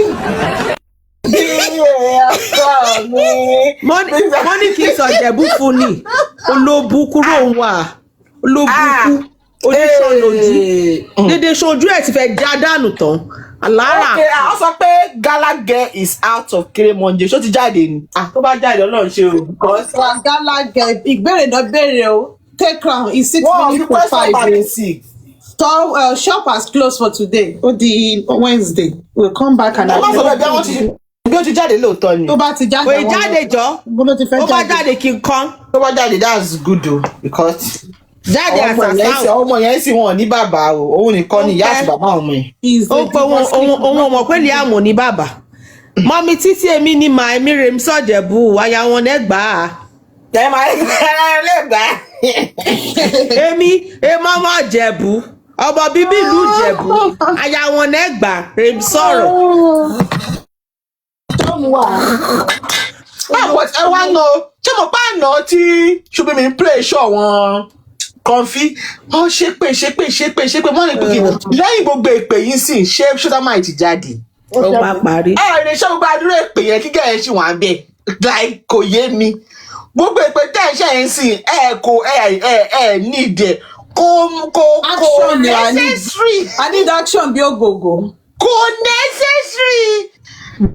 Wàláì gbogbo èpè yẹn sọ yẹ kẹ́ máa ṣe sí àwọn tí ọ̀wọ́n ṣọtí tó ti yọjú sọ́dọ̀ ṣọ́dámáì gbogbo ẹ wá ṣe gbogbo ìpè yẹn náà ṣúdá máa ṣe wà bẹ́ẹ̀ so kí ni kò ti zú ẹ̀ ṣá so tó bá ní kẹ́yìn ṣì máa wà bẹ́ẹ̀ máa jiyàn o máa jiyàn.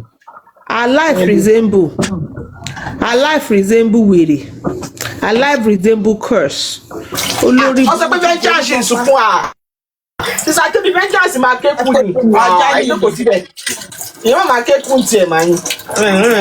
Ó ga ìyẹn máa ké dọ́jú alẹ́ ó máa ké dé judgement day ni.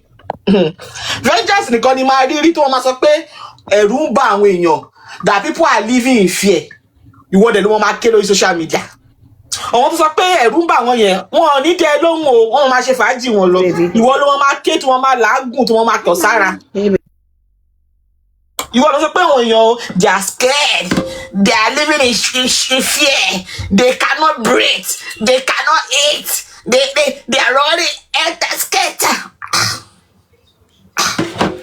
Same person tó sọ pé ọjọ́ tá à ń ṣe celebration tó lọ ń ké ó kéńjọ yẹn o. Irọ́ ni o. Wept no ó ní èmi tún wá bà nǹkan jẹ́ mi ó sọ pé pé èmi ṣẹ̀ṣẹ̀ dámira tán ni o ní vengeance bá lọ sí orí platform. Vengeance bá lọ sórí platform can you imagine nǹkan tó ń tẹ̀lẹ̀ sí jòsí àwọn tẹ́mí platform wọ́n ń dán aláwọ̀ ń dámira ṣé yẹ kó máa dámira mi ṣe wá ní dámira mo kó bẹ́ẹ̀ ni. Ẹ jẹ́ mi nù kí ló ṣẹlẹ̀ sí jòsí lọ́jọ́ mo ní kí ló ṣẹlẹ̀ sí jòsí. It was late last year. One of the court case don't they know ni tí didn't go their way. Àwọn à ń ṣe kini many they must sue her. They must sue kini kan lọ́wọ́ bẹ̀rẹ̀ pé all this pododo promotion. But you can hear it in his voice that he cried. Ó máa ń ké lójoojúmọ́ ni ó máa ń ké ẹkún yẹn ó wà prescription ẹkún yẹn fún ó máa sún láàárọ̀ sún àtàlẹ́ ni. Níbo ni Candy ti ń sọ̀rọ̀? Baba kúrò ní chat. Candy ò sí lókè. Níbo ni Candy ti ń sọ̀rọ̀ kẹ̀? Ìyá kẹ bọ́ta kẹ padà wálé. Candy náà ti di pododo of commotion ni o. Ṣé mọ̀ pé bọ̀bọ̀ ṣe rí ìgbà míì ṣe láwọn tí wọ́n cross carpet wá sọ́dọ̀ wá mí blame wọn wàláì tèmi platform joy giver ni ó lè sílẹ̀ fáìtì kó má fẹ́ join wa kó sì bó ṣe lè ṣe ìdílé kóyá ká máa ṣẹ̀fẹ̀ ìdílé ká máa ṣe fàájì àwọn ògbẹ́mi gbóná àwọn òkúta pátá wá báyìí ẹ̀dáwó fẹ́lẹ̀ afẹ́ release eléyìí afẹ́ fáìlì eléyìí wà. Mo fẹ́ máa wáyàn lọ sórí ilé gànmú. Afẹ́ bèèlè eléyìí afẹ́ fáìlì petition eléyìí afẹ́ lọ underground níbí báyìí afẹ́ lọ upperground tèmi platform ráyè gbogbo yẹn àwa máa ṣẹ̀fẹ̀ àwa tún máa stream wọn àwa tún máa fi ṣẹ̀fẹ̀ ní So àwọn tó ń cross carpet yẹn mi blame wọn o.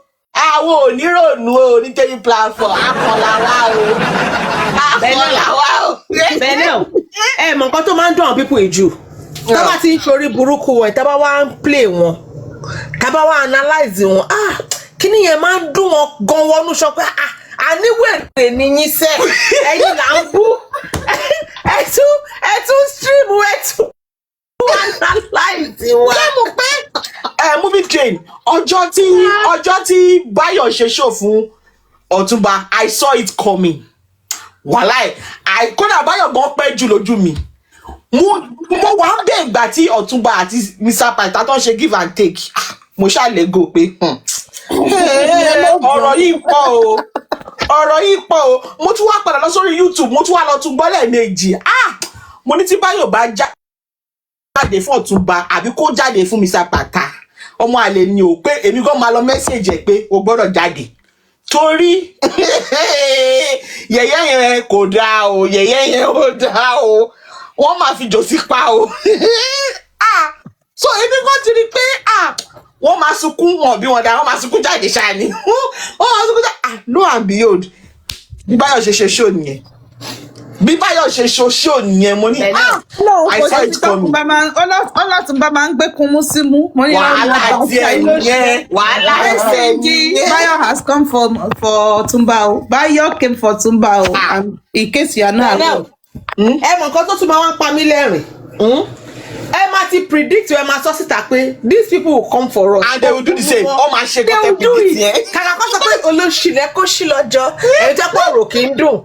Wait, when you now come for us, we'll still now play your coming for us and we still laugh about it. Don't they get it? Like,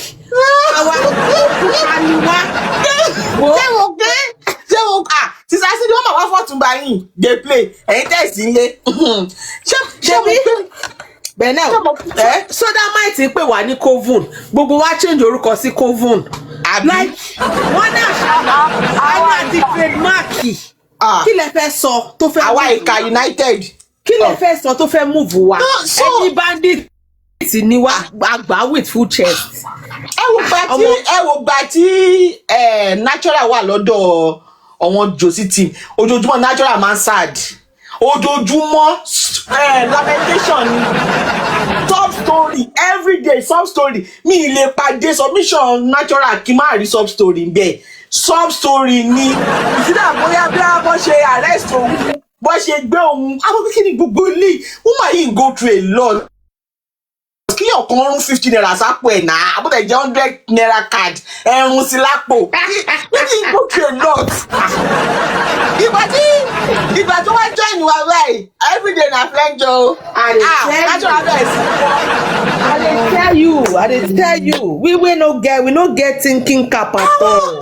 Àwọn léyàn Wàrà ó tún tajà. Àwọn léyàn anybody ò dé láwa bíbá. Bẹ́ẹ̀ni, àníkànnù wọn lọ bú natural. Ó ní pé ṣó yẹ kó cross carpet tó ló fẹ́ tajà pé kéèyàn kúkú máa jalè gan ó fẹ́ tà.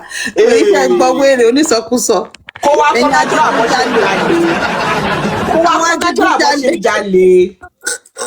Kó ẹ̀rọ natural bó ṣe ń jalè.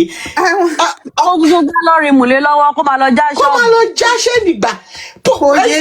Any problem? Ìgbà tí Sami Jojo alias Papa Lolo tó fi ọ̀dọ̀ wálẹ̀. A sọ pé ó dàbọ̀ o. Tó bá rí bákan náà o, ká má pàdé mọ́ o, ó dàbọ̀ àfọlọ́nṣọ́ yín o.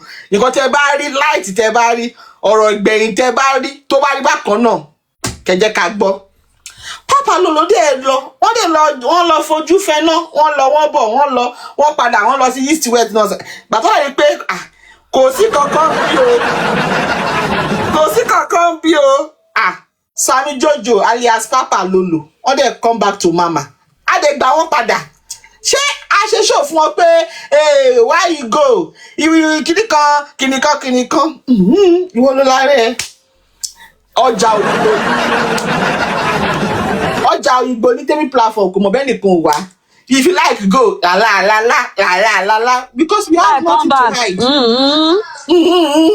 We don't have anything to hide on tẹ́mi platform. Ní secret kankan. Ní secret kankan. Ó lójú èèyàn tó ní WhatsApp ara wa nínú gbogbo wa láti ibi 3 years àti jọ kóra wa kiri. Ó kọ̀ òun ẹ̀kọ́. Mi ò ní fẹ́ yọ. Ìgbà yẹn tó bá ti ní misunderstanding báyìí olórí burúkú wọn máa ti ọdún sí FYP. Àṣírí máa bọ́, àṣírí máa pé wèrè lẹ́yìn wèrè lọ́mọdé. Àṣírí fẹ́ tú wọn máa táṣírí. Àṣírí. Welcome o. Ó dà bó ti yọ̀ blọ́ọ̀kì ni. Bàbá oníbranṣu nìyẹn. Àwọn oníbranṣu nìyẹn. Ṣú kọ́bla, ṣú gbẹ̀gbẹ̀. Ìgò tilẹ̀ bàbà. Olójú yọ̀bọ. Àwọn àgbà Sango nìyẹn. Ẹsẹ̀ wa nù African TV ṣé Àdùkẹ́ mọ̀ pé ó wá sí ìbáṣá? Àdùkẹ́ ló máa ń Torí ẹ̀ máa nà tó bá padà délé. Àdùkẹ́ ni manager African TV. Always manager. Àdùkẹ́ ni manager o. Bàtà Àdùkẹ́ manage tó manage chairman títí chairman nígbòwò tó máa manage. Only one small bottle for 5 hours. Branch nìyẹn. Tú gbẹ̀ngbẹ̀ bàtà yàwó. Àdùkọ́ tẹ̀ ń sọ́ọ̀tì ẹ̀dùn. African TV láàrin èmi àti ẹ ìgbà wo ló fẹ́ dá kókò jò sí padà? Láàrin èmi àti ẹ tó bá ṣe ọ̀rọ̀ justice yìí náà going to 3 years náà àti ìsọ̀rọ̀ kókò yẹn. Kókó kẹ̀. Bàbá ti padà sí jọmọ ní ọ̀nà ọ̀dùn. Ìgbà ló fẹ́ dá kókò yẹn padà. African padà sí Nàìjíríà wọ́n wá dá kókò padà. Ṣó ti padà sí Belgium ni? Padà sí Belgium, ó ti lọ Belgium. African TV ò kì í jókòó sáwùjọ àwọn èèyàn.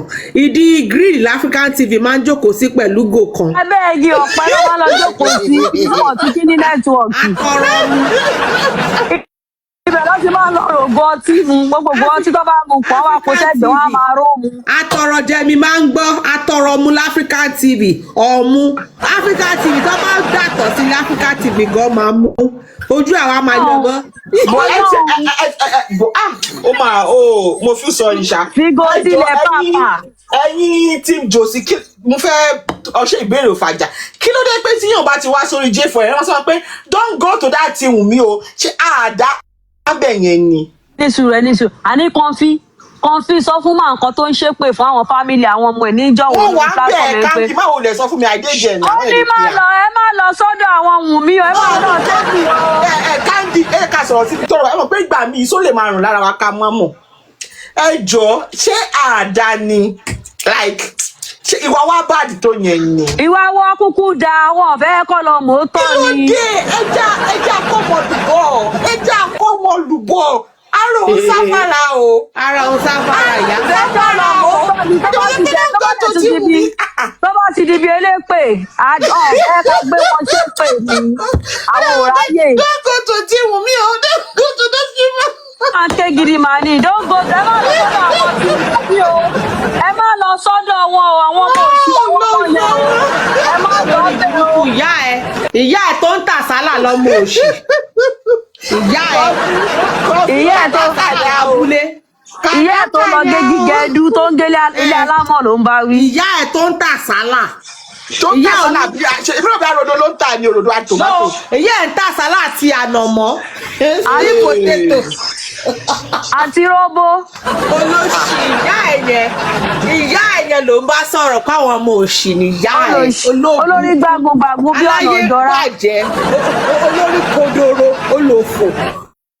ó jẹ́ bọ́sà kí wọ́n sọ fáyé nǹkan tó mú ẹ tó fi fọ́ orí ẹ̀ dànù. ó ti dráàgì ẹ̀mí wèrè ti fẹ́ òun ló ń dráàgì òun lẹ̀mí ẹ̀ fẹ́ bọ́. Kandi bí tí mo lọ gangan nìyẹn. òun ló ń dráàgì òun lẹ̀mí ẹ̀ fẹ́ bọ́. na where I dey go na he dey talk na. kí ló ṣe kọfí mi ìrísìl yẹn tó máa ní tẹ́lẹ̀. kí ni mo ṣe máa ń dráàgì wá ẹnẹ́jì yẹn kí ló ṣẹlẹ̀. ó ti rẹ̀ jẹ́ ẹ̀ ní ó ti dráàgì gbogbo ayé àwọn tó máa ṣàwọn ọmọ ẹ̀ lóore gan papọ̀. kọfí ọkọ̀ tó máa ṣe fún mi kọfí torí má fún mi ní home address ẹ ò kọ sọ PO box mo lè send wẹ́lùmá sí ẹ bí a wẹ́lùmá vitamin collagen àwọn oògùn vitamin tó máa need. níbo mi like energy tó ń lò these days. ẹbẹ tí kọfí lọ tà á ní kò máa rówó jẹun. ayé wèrè ti kú. kó tó bá ń drag kan kọfí tí mo mọ̀ tẹ́lẹ̀ nísìnyí ó máa ṣe báyìí ìyá ayò ṣe lẹ́rọ̀ tẹ́ fẹ́ sọ fún mi wá. Kọfí má máa ṣe bẹ́ẹ̀ o, kò tí lè rẹ o, justice will still have a long way to go. Ó ti rẹ wèrè. Ó wá di pé Kọfí o wá tó bá ń sọ̀rọ̀ o wá sluggish àmì láìpẹ́. Ṣé Kọfí sọ Kọfí ò sluggish tẹ́lẹ̀? Ta ló lè sọ àìmọ̀ ẹ̀dẹ̀ yìí ó tún wá over sluggish candy. Kò ní energy yẹn tẹ́lẹ̀, Kọfí tó lè ṣe show 12 hours. Kódó mọ́nì. Kọfí má ṣe bẹ́ẹ̀ bébì. Bàbá dúdú olórí pupa tó bàbá dúdú olórí dúdú tó máa ń rosẹ̀ mọ́ yẹn, bàbá yẹn ti lọ nìyẹn. Ó ní wèrè kan tó gbé sílé ńgbà kan tó ga báyìí tí yẹn máa ń rosẹ̀ mọ́. Tọ́jà máa ń ṣàkóṣàgò kiri àdúgbò dáhùn. Ṣé máa tí wọ́n jọ gbalé ńgbà yẹn? Ó ní ṣàkóṣàgò kan náà tó ń gbé kiri ńgbà yẹn. Anyway, Kọfí, whatever thing tó bá ń go through J4M ó yẹ kó wà paramount o. Mama ṣó ọmọ pé àwa bá ṣe wà yín sìn, a máa like tí wọ́n bá drag wa. Bàbá dúdú kan wà tó máa ń rosẹ̀ mọ́ lọ́dọ̀ ẹ̀ gbà yẹn, òun náà ló gbé sórí fóònù. Ṣé máa tọ́jú tó ra wọn yẹn? Máa yẹn tọ́jọ́ ń jẹṣẹ́ ara wọn yẹn. Ẹ mọ̀ kó máa ń mú wọn títì ni, ó máa ń ré wọn mú títì ni. Ibo lòun gan ti wà títí kọ́ lòun náà wà ní. Títí kọ́ lòun náà wà ní. Ikú ti tóbi jù fún Kọfí. Máa yàn lè gbé kù mọ́. Kò sí èèyàn tó fall in love. Kò sí èèyàn tó ní boyfriend àti girlfriend tó àwọn tó wà homeless. Wọ́n máa ń pààrọ̀ wọn ṣeré ni. Wọ́n máa ń pàdé ara wọn gidi ni. Mi ì rí bẹ́ẹ̀ láyé mi. Ẹ mọ̀ bóyá Kọfí ti dragi bàbá ó ti fa ẹpọn bàbá bẹ́ẹ̀ sá lọ. Bí kò sẹ́ni tó lè dragi. Káńdì ẹ̀ mọ̀ nǹkan tí bàbá yẹn ṣe lọ ni. Ẹ mọ̀ pé aṣọ ọ̀pá méjì tí bàbá yẹn máa fi ń gbé kù sókè aṣọ yẹn ti fà ya bàbá yẹn wà ní ìṣọmọ́.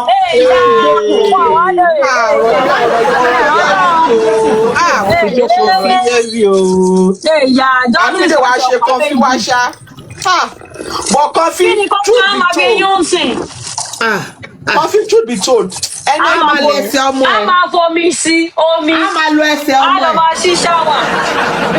Kọfí láàrin àkẹ́yìn àti ẹ sórí ọwọ́ tears tó máa ń ṣẹ́ ìlẹ́jọ́ mẹ́ta tears yẹn ò tíì tó. Ọmọ pẹ́tẹ́ yóò máa ń sunkún gan tó máa ń sunkún kíkan tẹ́lẹ̀ tó wà máa kọ́ra ní láìpẹ́. Ẹkún kíkorò. Ẹkún kékeré lòun sún ẹjọ́ mẹ́ta ní ìmọ̀ wáyé. Mi láìkẹ́ kan. Ẹkún kíkorò. Mi láìkẹ́. Kò sí passion. Ó ti bọ́ ni. Ẹkún yẹn gan kò sí passion bẹ́ẹ̀ kò ń lo passion sínú ẹkún yẹn mọ́. Kò sí kankan mọ́ ni. Ó ti jáde mọ́. Kó má ṣe bẹ́ẹ̀ làkúnà wà bẹ́ẹ̀ 20 page làkúnà wà bẹ́ẹ̀ 20 page làkúnà wà bẹ́ẹ̀ so káàdì mọ́sọ̀ pé ó sì tàn làkúnà wà bẹ́ẹ̀ tí bàbá Burkina Faso tó lẹ̀ sí gbogbo lé ó wà bẹ́ẹ̀ bàbá Burkina Faso bọ́ ṣe wà yẹn tó bá fẹ́ sùn abẹ́ bílẹ̀ ló máa ń gbé làkúnà yẹn sí tó bá fẹ́ lọ sí balùwẹ̀ ó máa mú làkúnà dání tó bá lọ sọ́jà ó máa mú làkúnà dání. Bàbá yẹn tiẹ̀ ṣojú lọ́jọ́ wo ló bá dàbí tí ajá ẹ rò bóyá gé ni bàbá rí. Bàbá tó dàbí smurf àwọn smurf. Ó dàbí lọ́nà tóró máa gbé. Bàbá kékeré ó dàbí smurf ni kò yàtọ̀ sí ẹ̀rí rẹ̀ sí very small man. Short put.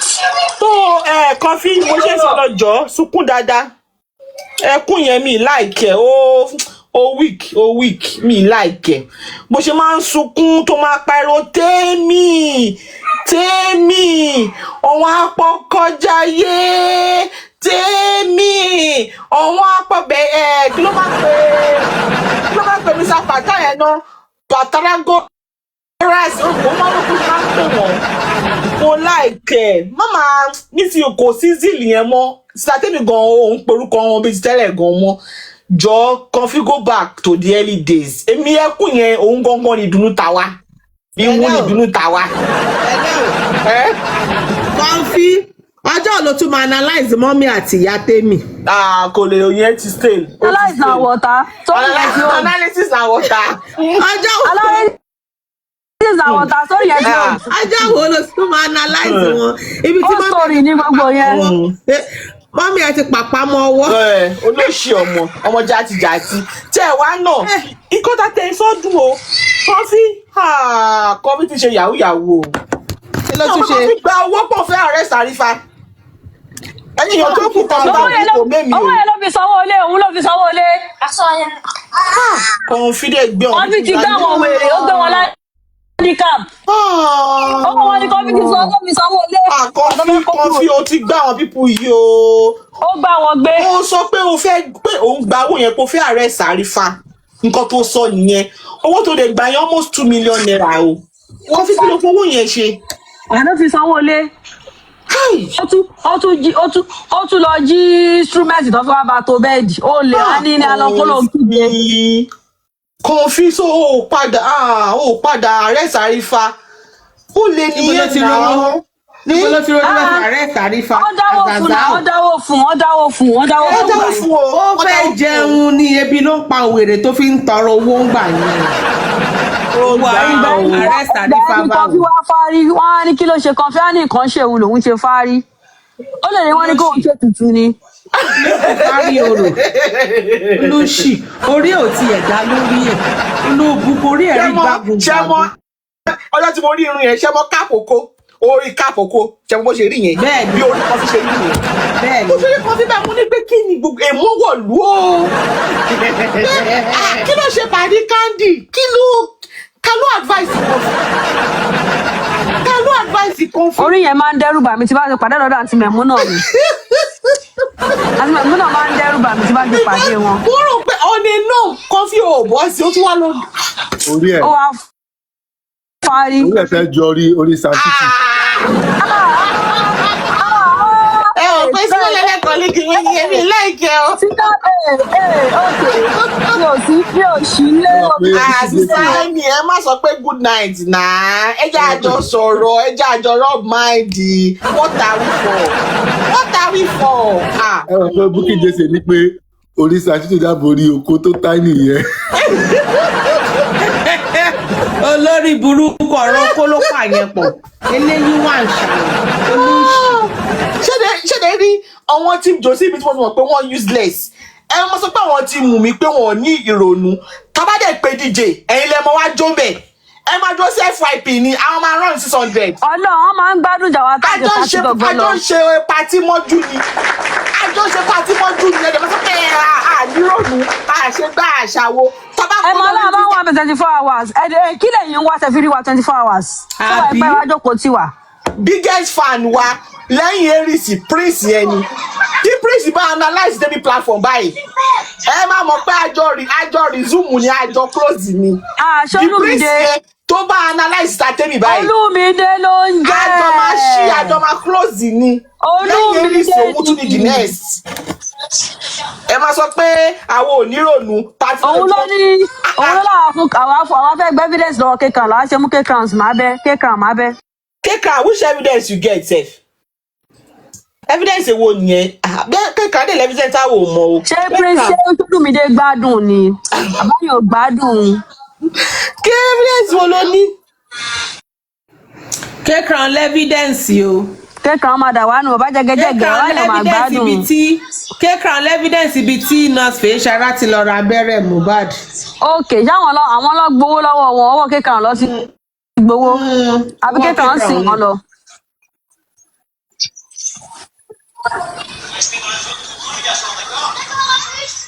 Ẹ̀dùn sẹ́yìn kankan gbọ́ ṣò yẹn, ṣé ti gbọ́ ṣò yẹn ni?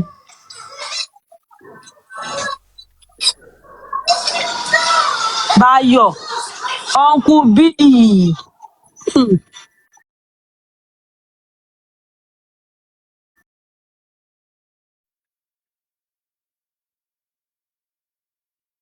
Tó Báyọ̀ láti ọdún tí mo ti wà láyé mi ò rẹ́ni tó parọ́ tó Báyọ̀.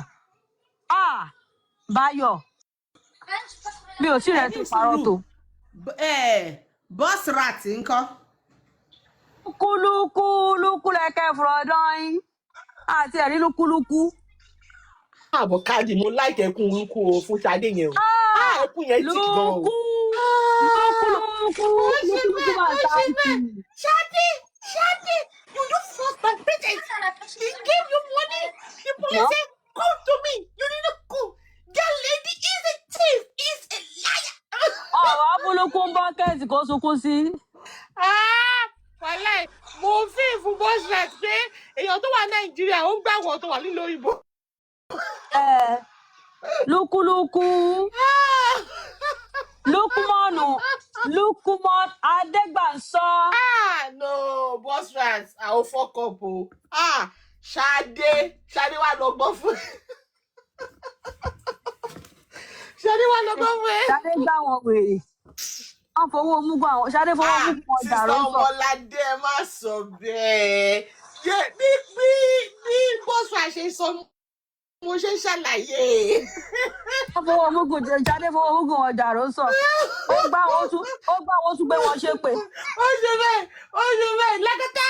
That lady is a thief. She is a liar. The police invite her. They invite her. She said she was coming at 300,000. This lady refused. Hey, boss rat, kada.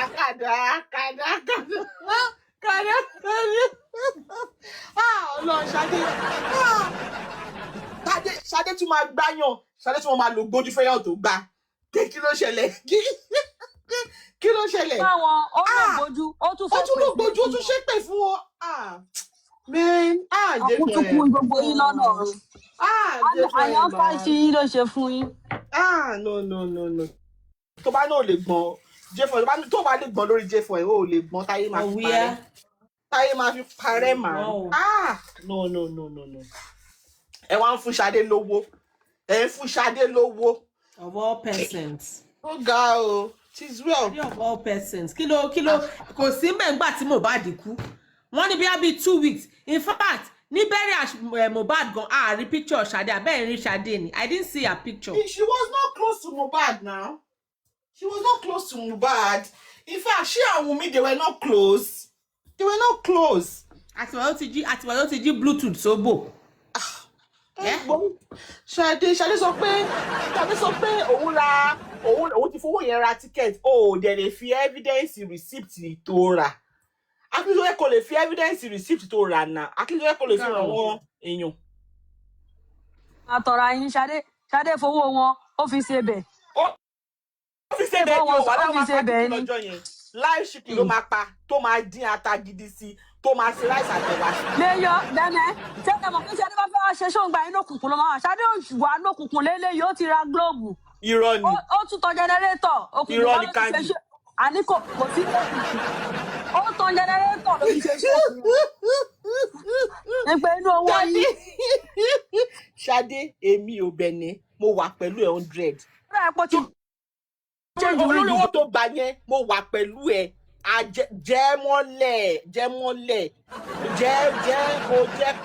pa sílẹ̀ lẹ̀. Ẹ̀yin wèrè fẹ́ gba evidence pool of blood ẹ wá fi 300,000 fi lọ Ṣadé. Kí ló dé tẹ̀lé fún ní 1 million àbí kẹ́ fún 5 million? Ẹ wá fún ní 300,000. Ṣadé mo wà pẹ̀lú ẹ̀ jàre. Ṣadé tó lówó náà ìyẹn náà yan bọ pé plane lòun máa wọ̀. But ó ní point though because àwọn alágbára yẹn wọ́n lè lọ gbà lọ́wọ́ ẹnu boss. But tó bá lọ pẹ̀lú plane wọ́n lè má rí gbà lọ́wọ́ ẹ̀. Evidence tó kó dání yẹn àwọn alágbára tí Wùnmí ń lò ní. Láì ṣe pé yàn wà ní ẹsẹ̀ kan ayé ẹsẹ̀ kan ọ̀run wọ́n ní kó lọ gbé àǹtí wá àbí kó lọ gbé kidney wá. Kidney ni ò gbogbo ẹ̀ kódà gan evidence ẹ̀ gan ó tó trailer kan. Ó ti dá. Ṣadé ò lè dàgbé. Ẹni 3 kg mélòó ti Ṣadé fi wá gbé travel ó gbé bíi 3 fún. Oyè mi o wọ́n máa guide ẹ̀ jealous wọ́n máa protect ẹ̀ with jealousy báyìí máa ń sọ ọmọ yìí Ṣadé ni wọ́n ọmọ yìí Ṣadé ni Ṣadé tẹ́ pé ẹ̀kọ́ wá àwọn mọ̀pó tó máa tẹ̀lé lọ àtọ̀wọ́n sójà tó máa guide ẹ̀ tó máa fi dá Àbújá ẹ wá ní kó máa dá lọ. Abẹ́ ẹ̀rọ Ọlọ́run bí. Ó gbé rìsì ṣe pé rìsì fẹ́ ké. God will punish you.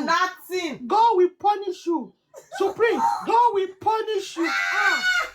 But Supreme, wà ná Aries ó ti rọ o. Tẹ́lẹ̀ wá ti fún gẹ̀yẹn jẹ ṣé ó ń go through nǹkan ni. Aries kẹ̀. Láti ẹ̀ ti sọ pé machine ti fẹ́ dún popo. Aries ó jẹ́ kọ́mọ yẹn kó fi ẹ́ pa gan-an. Ṣadé ọ̀bọ̀ bẹ́ẹ̀ Ṣadé tó pé nylon ló ń tà ní ọjà my 12 tá a mọ Ṣadé tá a mọ history ẹ̀. Ṣé wá ní Aries ti fi Ṣadé post fún wa o pé a máa gbà pé a máa gbọ́ gbà. Bẹ́ẹ̀ náà Money Aries only 30-something years in the Òyìnbó. Ṣadé tó ẹ̀kọ́ my 12 ní father's place ní Ṣadé ti lọ. Ṣadé wá ń ṣépè fún ẹ. O wá lè sọ̀rọ̀. Obi ti tọ́ lẹ́yìn Ezerisi. Gbogbo yín ẹ máa gbà o. Ẹ máa gbà. Ẹ kúkú lọ máa ṣàgùn síra yín ló kù ní báyìí o. Tó máa padà ra wọn ta. Ọlọ́pàá ló máa làjà wọn. Ọlọ́pàá wọ́n máa dé station ó láti dé station ni. Níbi tó ti bá ara wọn dé bó ṣe wà yẹn. No, that's for school tomorrow. Thank you. No, like a different muffin. I just said no. I don't want this one. I want a different muffin. No. Just mute.